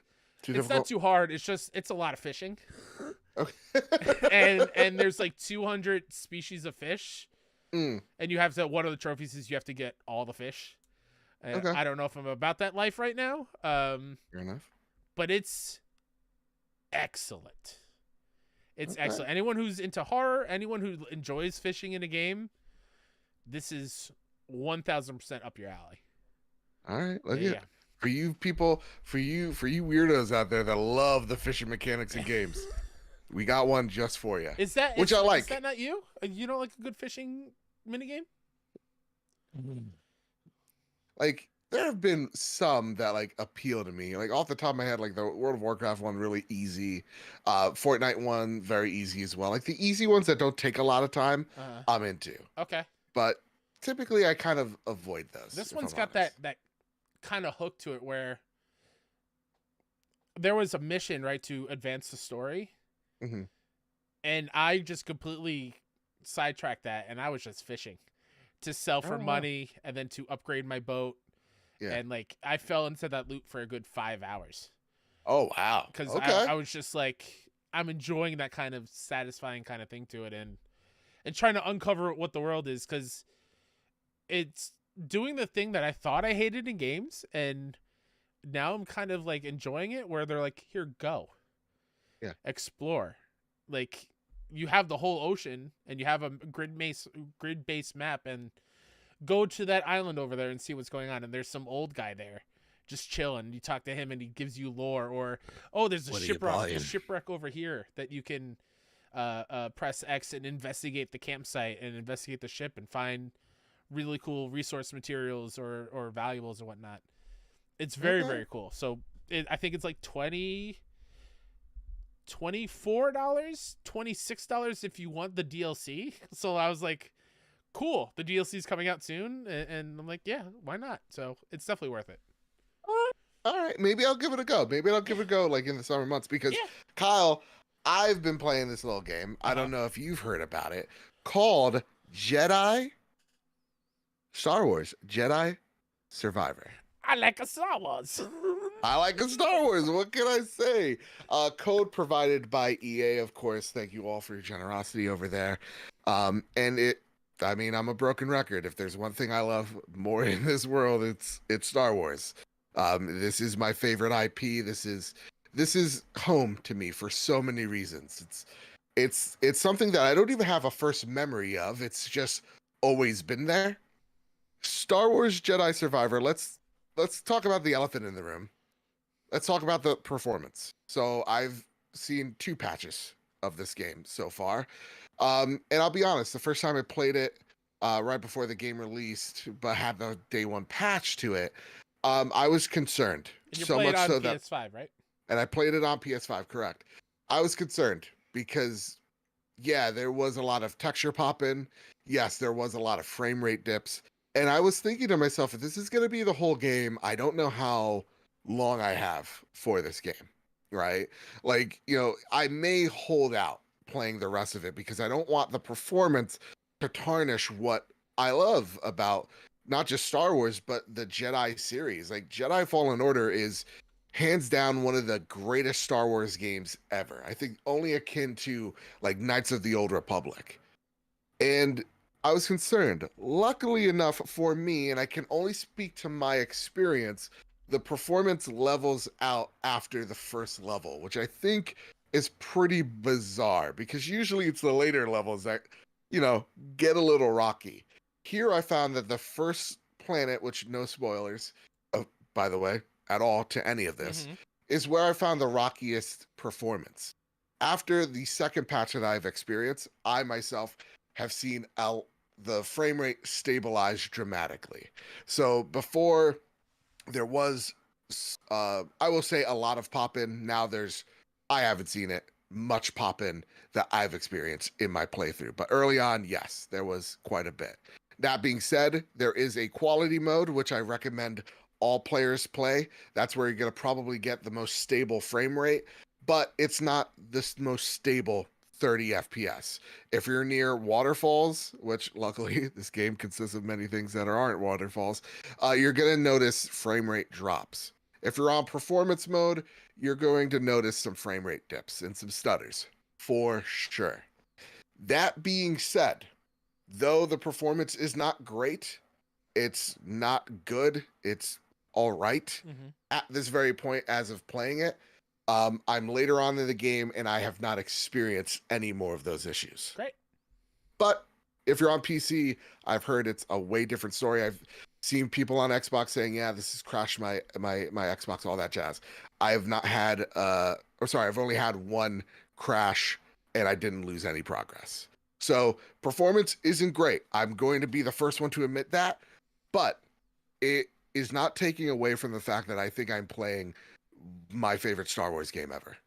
Awesome. This, I think we're overemphasizing, at least I feel that we're overemphasizing that this game's running a little hot, because for the most part, again, I notice a frame rate dip here or there, but it's not taking me out of the experience at all, because this is giving me the Jedi fantasy that I've always wanted, that I thought Fallen Order gave me. And I really don't even know where to start. First, I'll start at the story. As what I've played so far, I've played 30 hours of this game. The story's taking me places that I want to go. I'm really interested of where they're going with it. I'm interested of the characters that are changing before our eyes, the journeys that they're taking, the arcs that they're on. The story is very different from what we know of a Star Wars IP, and it's kind of refreshing in that way as of right now. That being said, as much as I really enjoy the story, it's all about the combat here, which yet again, Respawn has hit it out of the park. The thing that this game does so great is it doesn't depower you off the gate. Most of the abilities that you have in Fallen Order are just carried on through here, especially the platforming elements, the traversal elements stay. So it doesn't the thing like the character, like Kratos, right, in Ragnarok, where forgot all the moves. Yeah. Like, it doesn't do that? You have everything? No. Oh, you have most of the things. You have most of the things. And when it comes to those traversal elements, this game does play a lot like God of War in a sense, where it's like, here's this battle room, and then here's this traversal hall, here's this puzzle, and then here's this battle room. But the way that they go about the traversal elements, it doesn't feel slow. Like, I think they looked at games like Horizon, they looked at games like Fall of God of War and going, yeah, PlayStation was a little bit too heavy-handed on the hint system. This one, they'll tell you right off the gate, hey, do you want hints? And even when you say yes, right off the gate, they don't just Cal's not just talking to himself, right? Going, I think if you move this lever here, it'll no, you're figuring out by yourself. Not every platform has a yellow marker going, hey, jump and hang off this thing and jump here. They have some accent marks I for was gonna sure, say, do but they have some sort of visual language to kind of help you? they do, Okay. but it's not up front in your face All so right. much. So it does feel like you're exploring something. Now, sometimes that's for better or for worse. Yeah. Sometimes I get lost. I'm like, I really like just goddamn it, just tell me. Yeah, Kyle Stevenson for the trophy. Raise your hand. Just because you're mentioning getting lost in traversal and whatnot. Yeah.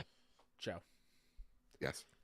is the map any better than Fallen Order? Yes. So Oh, let me thank talk about God. that for a second. The traversal elements, it's not like we're just climbing, getting from one section.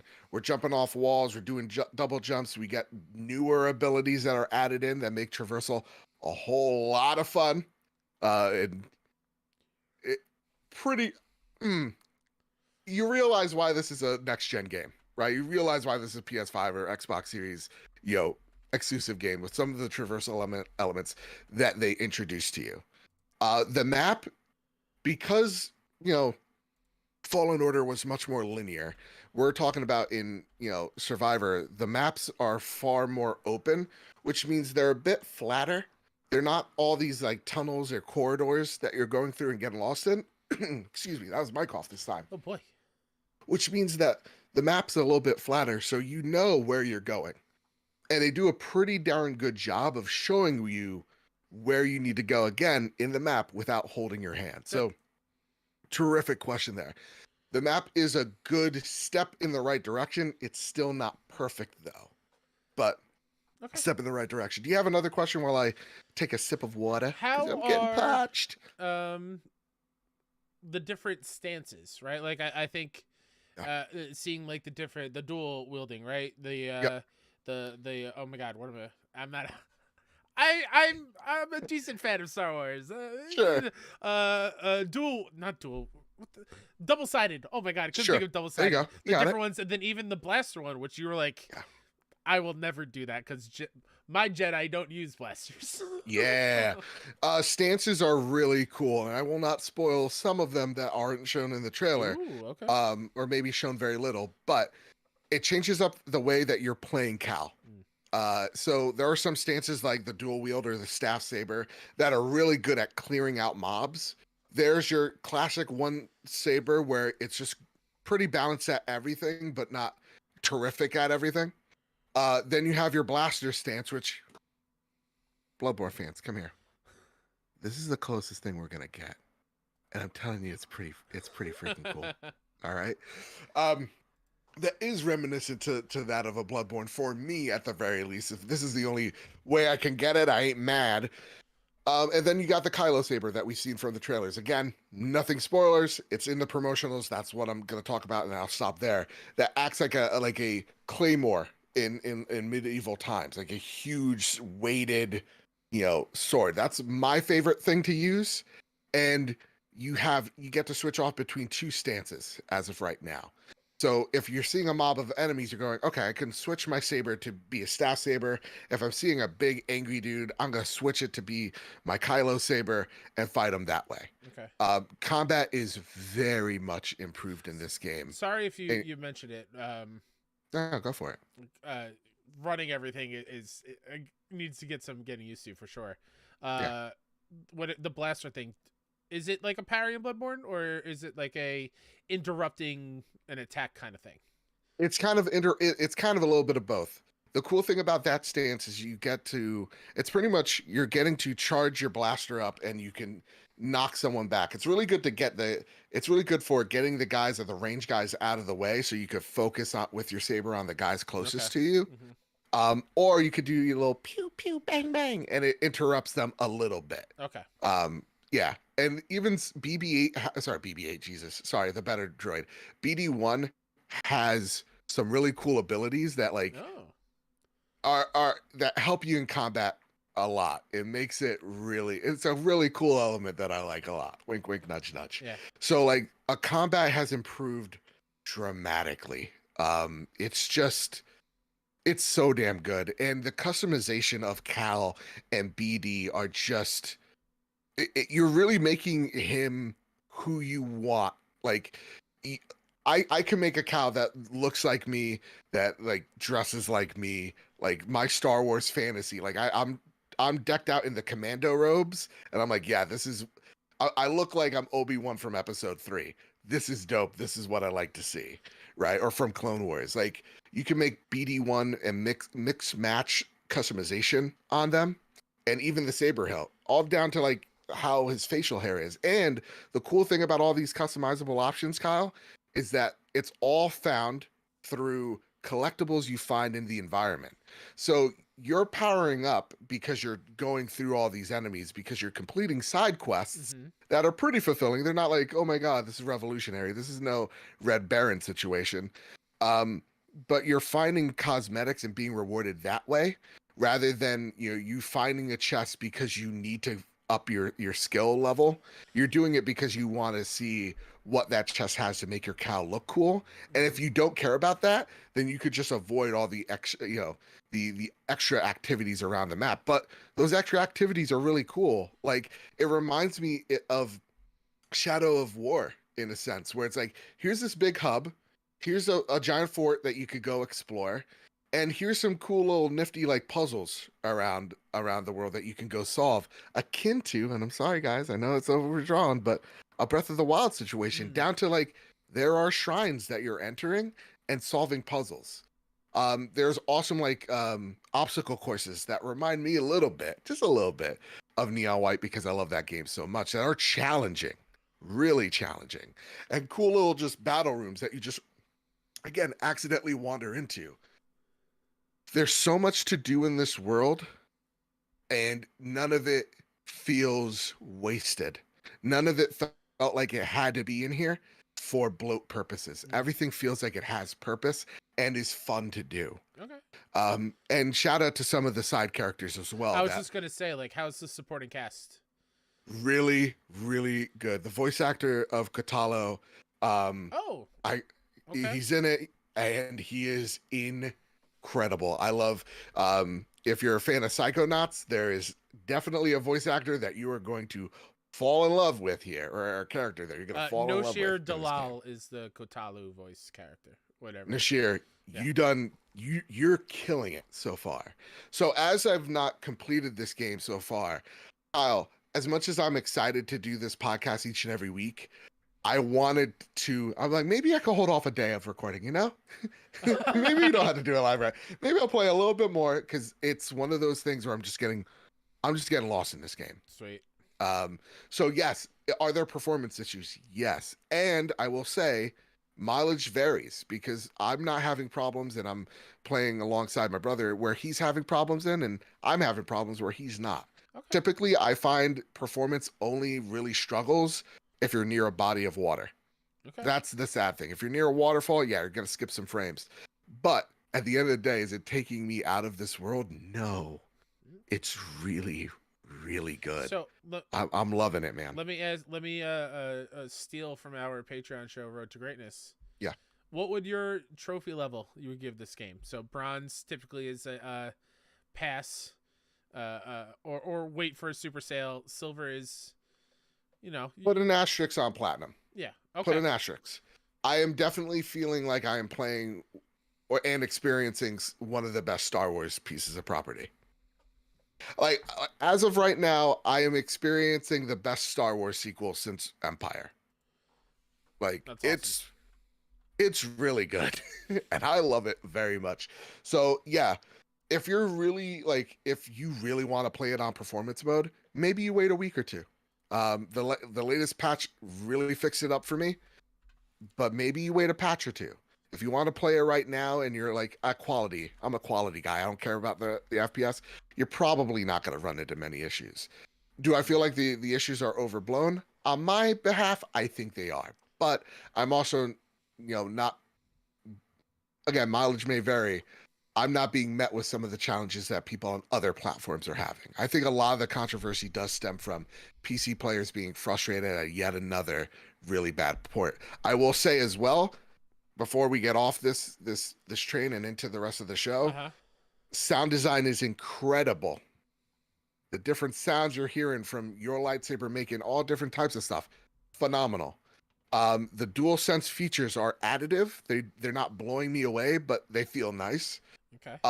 And shout out to the animation work in the combat before we head on out of here, because the animation work is, I feel like I'm 30 hours in and Kala's executing dudes with the same lightsaber I've had always in cooler ways. Sweet. It's like there's always a moment where I'm like, oh goddamn. Dude, I'm in love with this game. That's awesome. It's awesome that I'm in 2023. I'm living my best life, and every game I'm playing, I'm like, and game of the year, and game of the year, and it's just. It's been a good year. I'm eating so well. Yeah. Oh my goodness gracious! And we're literally like just starting. Just getting started. Yeah. That's awesome. Yeah. Ooh. All right, Kyle. Are you holding on to something? Yeah. Good. Battery this time. Huh. Yeah. It's my little Apple Pen. Oh. That uses my little fidget toy now. You saying Apple Pen? Yeah. Just made me think of that meme song. I have an apple. I have a pen. Ooh, I thought you were Apple Pen. Because I said it like a Michael Caine voice, like Michael Caine. Oh no, I instantly thought of that song. This is my Apple Pen, Michael Caine. Prepare the drop. Here are the latest steals and deals coming to the PlayStation storefront on the 1st of May. Oh my goodness! Boy. What are we starting with? Let me look this one up. Should I bleep this? No, don't bleep it. Let everyone know what this game is called. All right. Parents in the audience, still muff your child's ears. Stroke the Beaver comes out on PlayStation 5 and PS4 May 1st. All right, here's the description of the game from the storefront. Okay, please. I need to know this. Beavers are interesting creatures. They are both wet and furry. Due to being in the water so much, many of us have never stroked one before. But now, this is how it's written in the store. But now, if your chance to touch one for the first time, well, you can't really touch one, but you can at least make it look like you have a beaver in your very own home. Right. $4, it's probably an easy plat. All right. Here's a little game we'll play at home. Ready? What sounds worse? Me saying stroke the beaver or stroke the... What sounds worse? I thought you were going to bleep stroke. Sorry. The beaver. You have 3 options. Let us know. We're having fun. All right. Super Kids Racing Snow Edition on PS4. What an opposite title. Very safe. Not going to get us flag title. I love it. Yeah. The 2nd of May. Age of Wonders on PS5, Arcade Archives Tecmo Night on PS4, Omega Strikers on PS5, and The Trap Winner on PS4. On May 5th, Death to Treat on PS5, and Hogwarts Legacy on PS4 for you guys to boycott. Look at that. There it is. Look at that. And see, look at nobody talked about it. I didn't even know this game was coming out. Wow, that's what a concept. All right, Joe, I got it. I'll settle down. All right, I get it. Save for the after show. All right, Kyle. Listen, I'm tired of canceling myself. I've already done it 4 times on this show, and it's live. I can't turn back. But it's time for our favorite segment, and the last segment of the night. It is time for the Sony Pony Express. Yeah. That's right. Sony Pony Express question. This comes from Stingray X. You can make a Twisted Metal like game with PlayStation characters. Who's your roster, vehicles, specials, etc.? Shuhei Yoshida. Yeah. Especially now that they have not NFT, but NFT. It's an NFT. Yeah. What's his special ability? First off, what's his car? I think it's a go-kart. Play it safe. No, no. No? It's Think about it. all right. I'll come back to it. I'll come back to Okay. it. All right. I think it's a go-kart, and I think he's chucking PS4 cases at people, but it's like a boomerang. And if it's a critical hit, he decapitates you. Mm. You know? That's his special. Thirsting on the blood of his enemies. You know? I think his vehicle is the cat dog from Last Guardian. All right, fair enough. I like that. Kratos, what is he driving? It's a sled. Yeah, it 1000% is 100%. Uh-huh. It's the sled. You can't hurt the dogs. Don't worry about it. Nope. And he's hucking and chucking his axe at you. Yeah. And he's able to recall it. Maybe when he's hitting you, he's able to, like, if he's charging it, he stops you in place and he gets to run you over. You know? Ooh. Okay. Mamma mia, I mamma like mia. I like that. What is Aloy? Which machine is Aloy riding? Aloy is riding. I like the Raptors in Horizon. Ooh, I like that way more. Yeah. I like this. And her special ability is plot armor. Oh, how dare you? No, I mean, obviously it's a bow and arrow. Yeah. And her special ability is she gets to throw traps. I was just gonna say traps or like a blast sling, or something like that. Yeah. Obviously, Cloud is in this on his bike. Sure. Duh. He's got material. He can just throw fire spells or lightning or ice at you. Absolutely. Oh yeah, really gets a mix and match. Yeah. I like that. Yeah. Okay. What else? Oh, Ellie is riding the horse. Horse. What, Prancer? No. What is the horse's name from 2? I think it's. It was also in the show. Why am It is. Oh. I'm blanking. Oh, let me look it up. Yeah, because Prancers are it's Prancers a are reindeer. Yeah. Her ability, what would that be? Because like it's just like a rifle. It's like a gun. Shimmer. No, she's throwing bricks and bottles at him. 1000%. That's what she is. Yeah, or nail bombs or Molotovs. Nail bombs. Yeah, there you go. Yeah. There you go. I like that. Yeah. I like that. I love it. Great question there, Stingray. Hey, Kyle, would you like to read the next question on the list while I get a drink of water? Sure. Yuna writes in, "Hey there, guys. Hope you both are doing well. Welcome to May, where today myself and Tifa level up. Happy birthday, Yuna. Happy birthday. Kyle also levels up soon. Golden Week sales break the wallet, and Otomi Games may be getting me an intervention soon. Ooh. My question this week is, what are your favorite celebrations in games? This could be in the form of a party in the game or just a fun moment with the cast of the game with a few birthdays. I thought it would be perfect to reminisce on the best celebration in games. So I throw the ball to you guys. What are your favorite celebrations? Life Day in Star Wars. But this is for in a game. I know.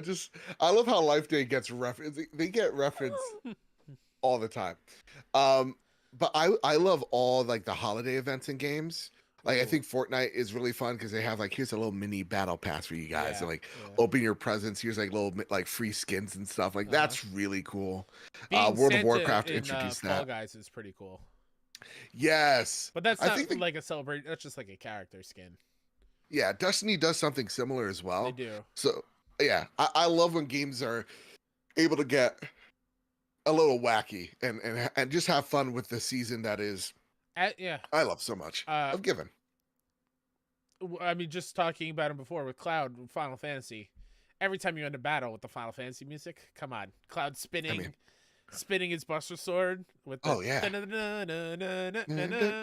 I love it so much. Or not a fighting game person at all. I love a good Johnny Cage winning animation celebration. Okay. Oh, we're bringing animations in here. Well, yeah just like him celebrating just Johnny Cage being that actor douchebag. I really enjoy that. Okay. Yeah, I don't have because like there's a lot of like stances in like Overwatch when like you're getting like play of the game that are like really cool. Like I'm thinking of Tracer. I'm thinking of oh my god, guy right behind me. Looks like Death. Whatever have you. Reaper? Like Reaper, there you go. Wow, he's my second main. My memory's really going. I'm starting to really be concerned. Like stuff like that. I like when video games do that. Yeah. I like that. Here's this little emote to show the rest of the kids how cool you are. And like MLB The Show Yeah. has some great home run celebrations too, of just really players being cocky. I'm just like watching the Ooh. ball go and then chucking the bat as high in the air as they can go. Oh, I love it so much. And it's just hitting someone in the crowd. I like that. I like Yeah. that. Very safe. Cowboy Danger D writes, on one hand, I see top-tier games like God of War and Elden Ring release near perfection.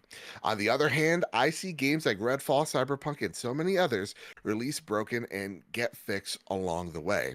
Credit to the developers for sticking with their game and fixing it. But this trend of releasing a broken game, then fixing it along the way really needs to stop. It's also Mental Health Awareness Month, so everyone, take care of yourselves. Thank you. I did not know that. Yeah. And funnily enough, real talk, everybody, it's Mental Health Month, and on the first day of Mental Health Month, I had a panic attack.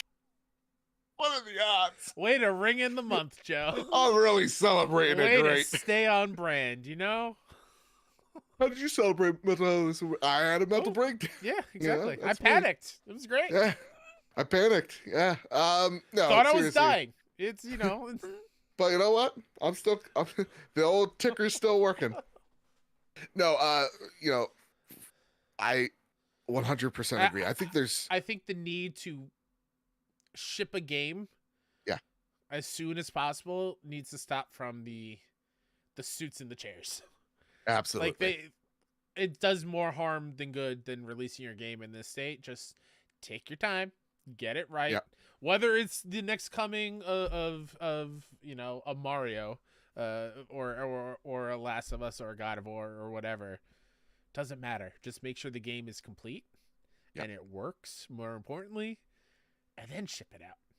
Yeah, I mean, and at the end of the day, it's really easy for us to say all that, and we don't know like the scope, how much they have in the bank to actually do those things. Yeah. But if you're talking to the likes of like an EA, yeah, you can delay a game a little bit. Mhm. And again, it's easy for me to say that, but then going, okay, Star Wars is a really popular IP, but let's just say you push it back a month. Well, now you got Diablo and Final Fantasy 16 to contend with. Yeah.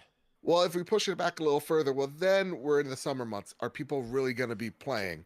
Right? Is that yeah? Kyle from the Trophy Room, raise your hand. Why didn't they release it on May the 4th? A lot of people are asking because if you released it on May the 4th with patch the would've been performance done. patch, Yeah. it would have been way less of an issue. Why? But I don't know. but I will say, from what I hear, the PC version is Still not great. playable. Okay. Yeah. So but again, like then why not just delay the PC version? If you're just gonna put out a garbage port, let's get real with it, right? A half-baked port. Yeah. Then why not just go, you know what? This version isn't ready. You saw it with the PS4 version of Hogwarts. Look, I didn't even know that was coming out today. Mhm. It is. Congratulations. Have fun with it. Yeah. But like, why not just delay it on the PC? If the PC isn't the main platform that you're trying to hit on, which apparently it ain't, because the performance is way better on PS5, then what would hurt if you just delayed it another month? I don't know. Yeah. I would love to be the bean counter that knows that, though.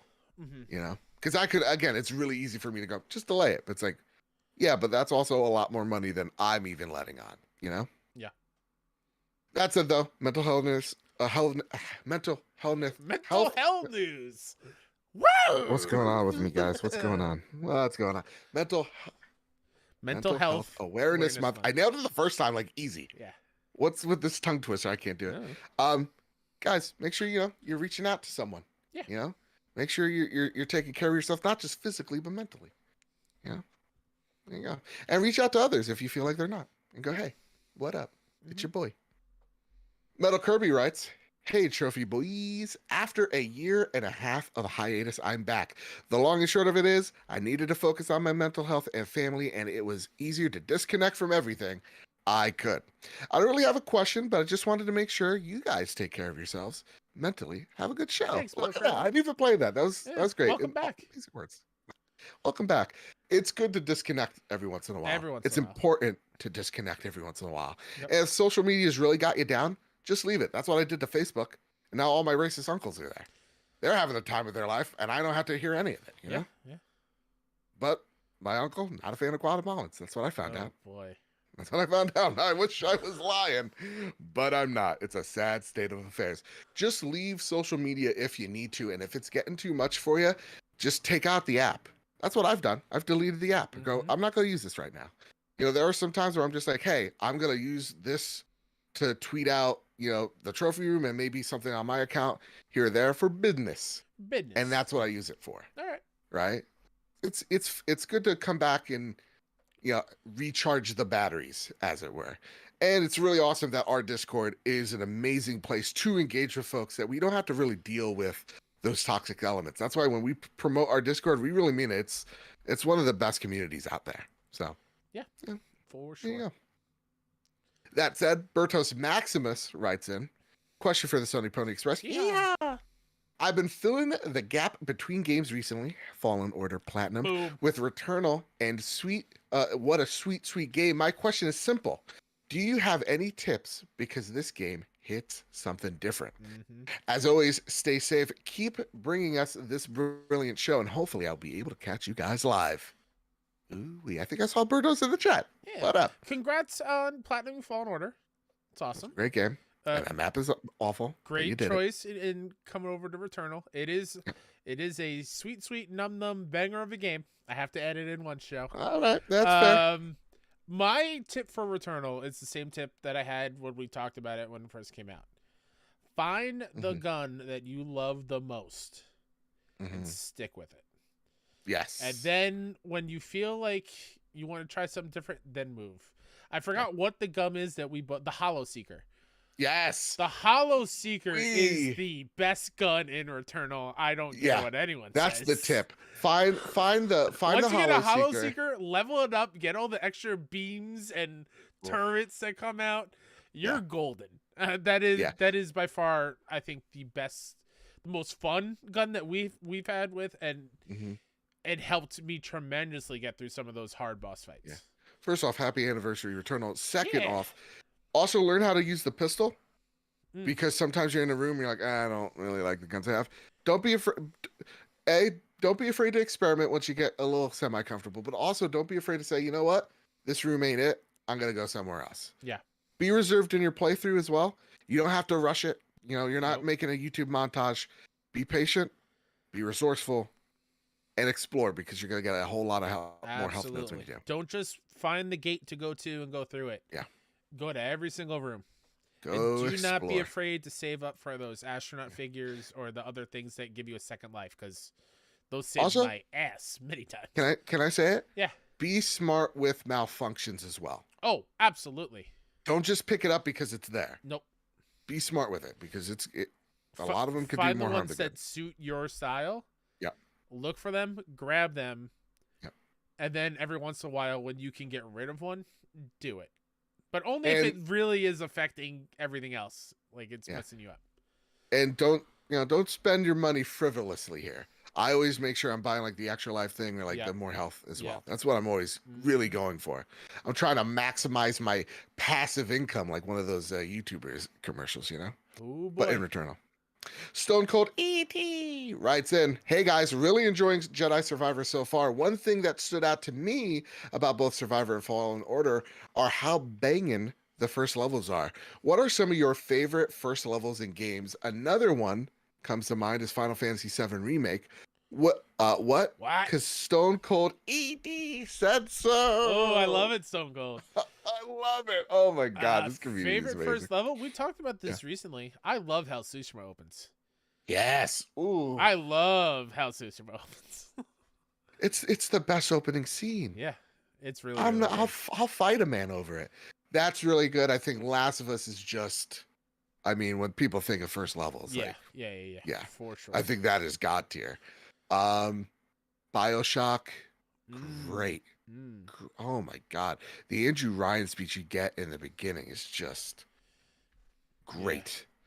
And then like Bloodborne, I always think is like the best first level of a video game. I'll fight someone over it for sure. Yeah, those are all great. I can't think of another one to add per se. I'm trying to think of like a platformer that really nails it in the first level. Oh, dude, Super Mario. Oh, I mean, Super Mario World's perfect. Yeah, perfect. Perfect level. Yeah. Toxic writes in, hey guys, sorry if this came in late for this week's show. Nope, right on time. Hello from Colorado. Whoa. Again, did you check that accent before you hopped in and did it? No, I tried to do a high-pitched voice, and I Oh. I rolled the R a little bit too hard and then forgot the dough at the end. Okay. Yeah. I don't know. I'm smelling toast. This past week has been crazy moving from VA to Colorado. Really quickly. Colorado. Why is that a tongue twister for me today? Really quickly, because now Colorado. we're in the Sony Pro Express, so Yeah. if you're watching live, this is where we'll hop in chat and take some questions here and there. Sure. Yeah. Landon brought up a great one, first level. If you What's played through Mass Effect 1 and 2, Mass Effect 3 has one of the best intros to a game ever. I'm also going to highlight Mass Effect 2. That opens up incredibly cool. Yeah. I agree. Well, VA, is that Virginia? Is he in Virginia? Yeah. Okay, fair enough. I'm still getting used to the time zone difference.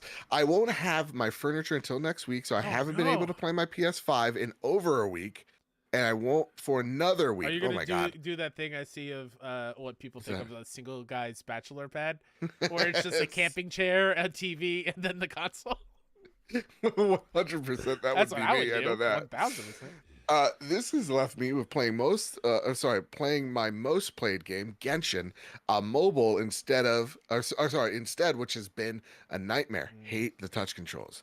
This had me thinking, what's the most recent game that had awkward controls that made you quit playing? So I don't get this problem much because I customize the heck out of my controller layout. So like the one though that does come to mind, I think, is Neo 2. Okay. Because it wouldn't let me switch from dodging from circle that I'm used to. It had it on the cross button, the X for you layman. So that bothered me a lot. And that's when I was out. If I can't switch or dip out of like a control setting, I'm done with your game. And I think Neo 2 was that game. I couldn't do it without having a lot of issues. A game we played for Road to Greatness that I had a real hard time with the controls. And I think it's why I didn't like it a whole lot. Gravity Rush. Fair. The switching gravity with the right stick. Yeah. It was too much. I think that game played a lot better on the Vita. I'm 1000% in my opinion. Sure. Yeah. Half Thumb Gamer, this is the last question on Sony Pony Express, said, on what you said last week about Xbox going after third-party deals, that hasn't gone well in the past. People didn't like when they got the promo deal for Final Fantasy 13, and they had an exclusive deal for Rise of the Tomb Raider, which people hated that too. Yeah, that's a good thing to highlight for sure. But I think times are changing. I think they could get away with it much easier now because, I mean, look at Sony does it all the time. And I think for Tomb Raider, the issue with that exclusivity was it was exclusive to the console for like a year. That was the main issue.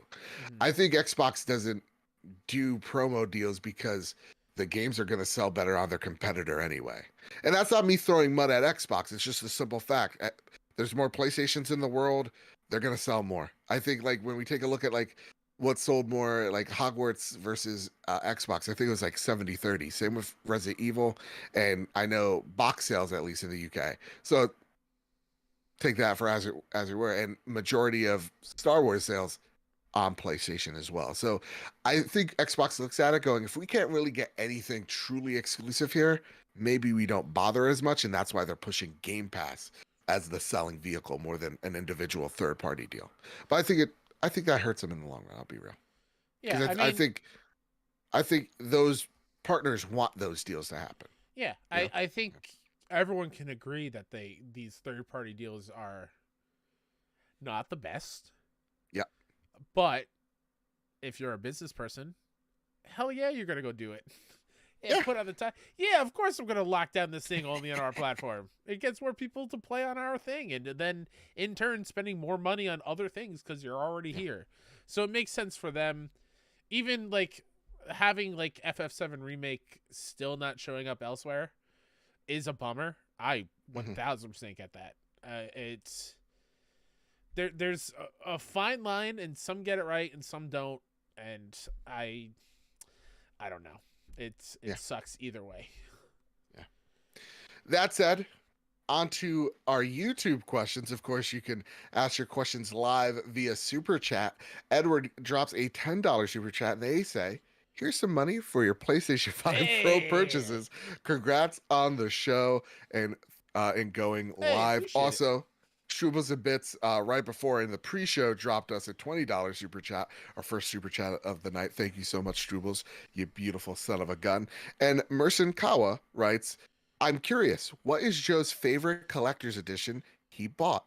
Is there a favorite? So I threw this in. It wasn't a super chat, but it was a Okay, very interesting question, so I threw it in. So there everyone you can go. yell at me. Oh, there we go. Look at this Cal Kestis saber. Okay. Now, this is not this is not accurate in the slightest. It's heavy as all They're hell. real big. It's really big. It's really heavy. I could bludgeon a person with this. I wish I was joking.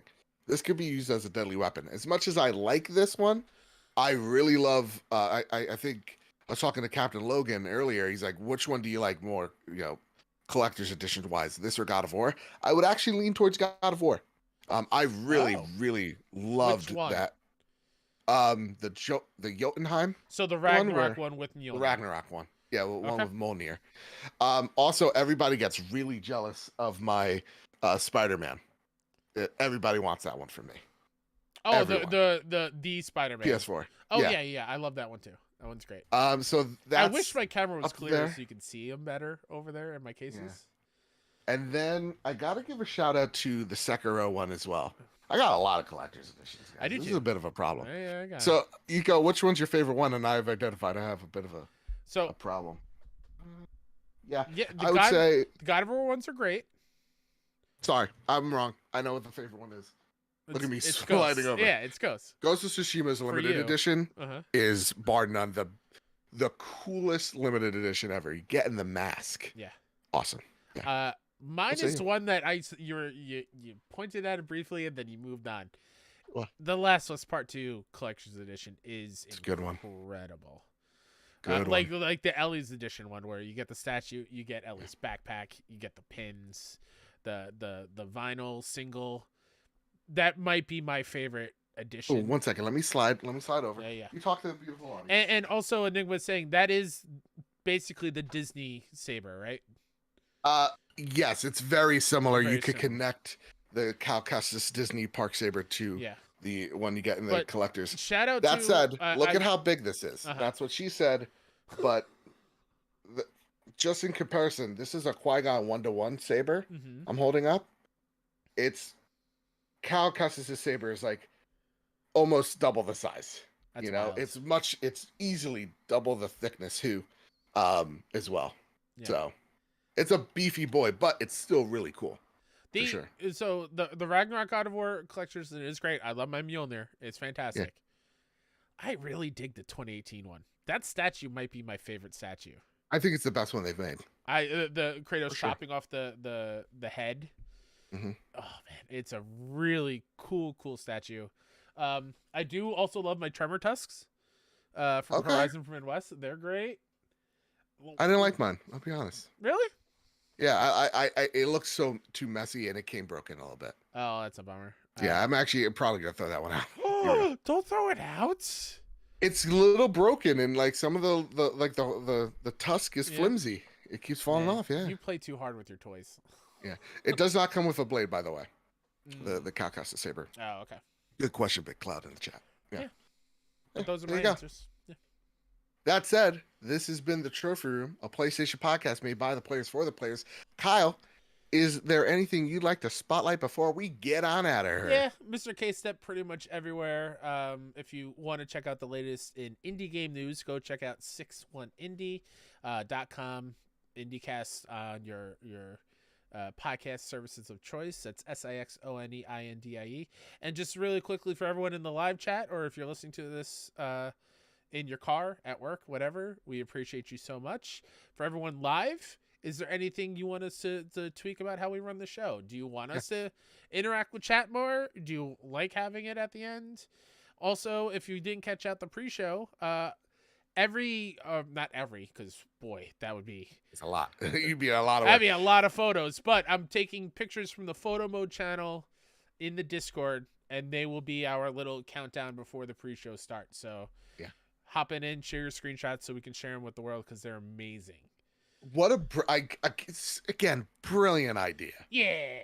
Brilliant idea. When I saw that, because you're like, it's good, it's a really cool one. I'm like, okay, I'm not down you, but all right, really hyping this up. Yeah. And yeah, no, Yeah. awesome, I love it. So yeah, we love you so very much. Thank you for allowing us to be at the stage where we can do it live and have, from my count, 200 plus views already live. So that's pretty damn good on the YouTube side of things. So we mother, love you hear that? much. We're famous, mother. We're famous. Thank you all so much for tuning in live. Of course, this is our first one ever, and this has meant a lot. And of course, listen, we're not gonna beat you over the head. This is live every episode. This is just really important to us. Yeah. This also, is really nice. Live viewers, just nice. when Joe ends it or says he's remember, keep hunting, keep playing PlayStation. We're gonna end it live because then we're gonna do post show. Post shows for Patreon only. Just letting you know. That's right. Patreon.com/PS Trophy Room. You can find me over at Mr. Badbit on Twitter. You can find this show over at PS Trophy Room on Twitter. Please join this beautiful community. Share your screenshots over on Discord. Link down below in the description. But with all that said, with all that out of the way, everybody, because we're live, we can't walk back on this. Make sure you subscribe over on youtube.com. Hit like, share, subscribe, hit the bell notification, subscribe to us on Apple Podcasts, subscribe to us over on Spotify. Help build this big, beautiful family over here on the Trophy Room. So now, with all that said and with all that out of the way, everybody keep your wits about you, keep hunting, and keep playing PlayStation. See y'all. We love you.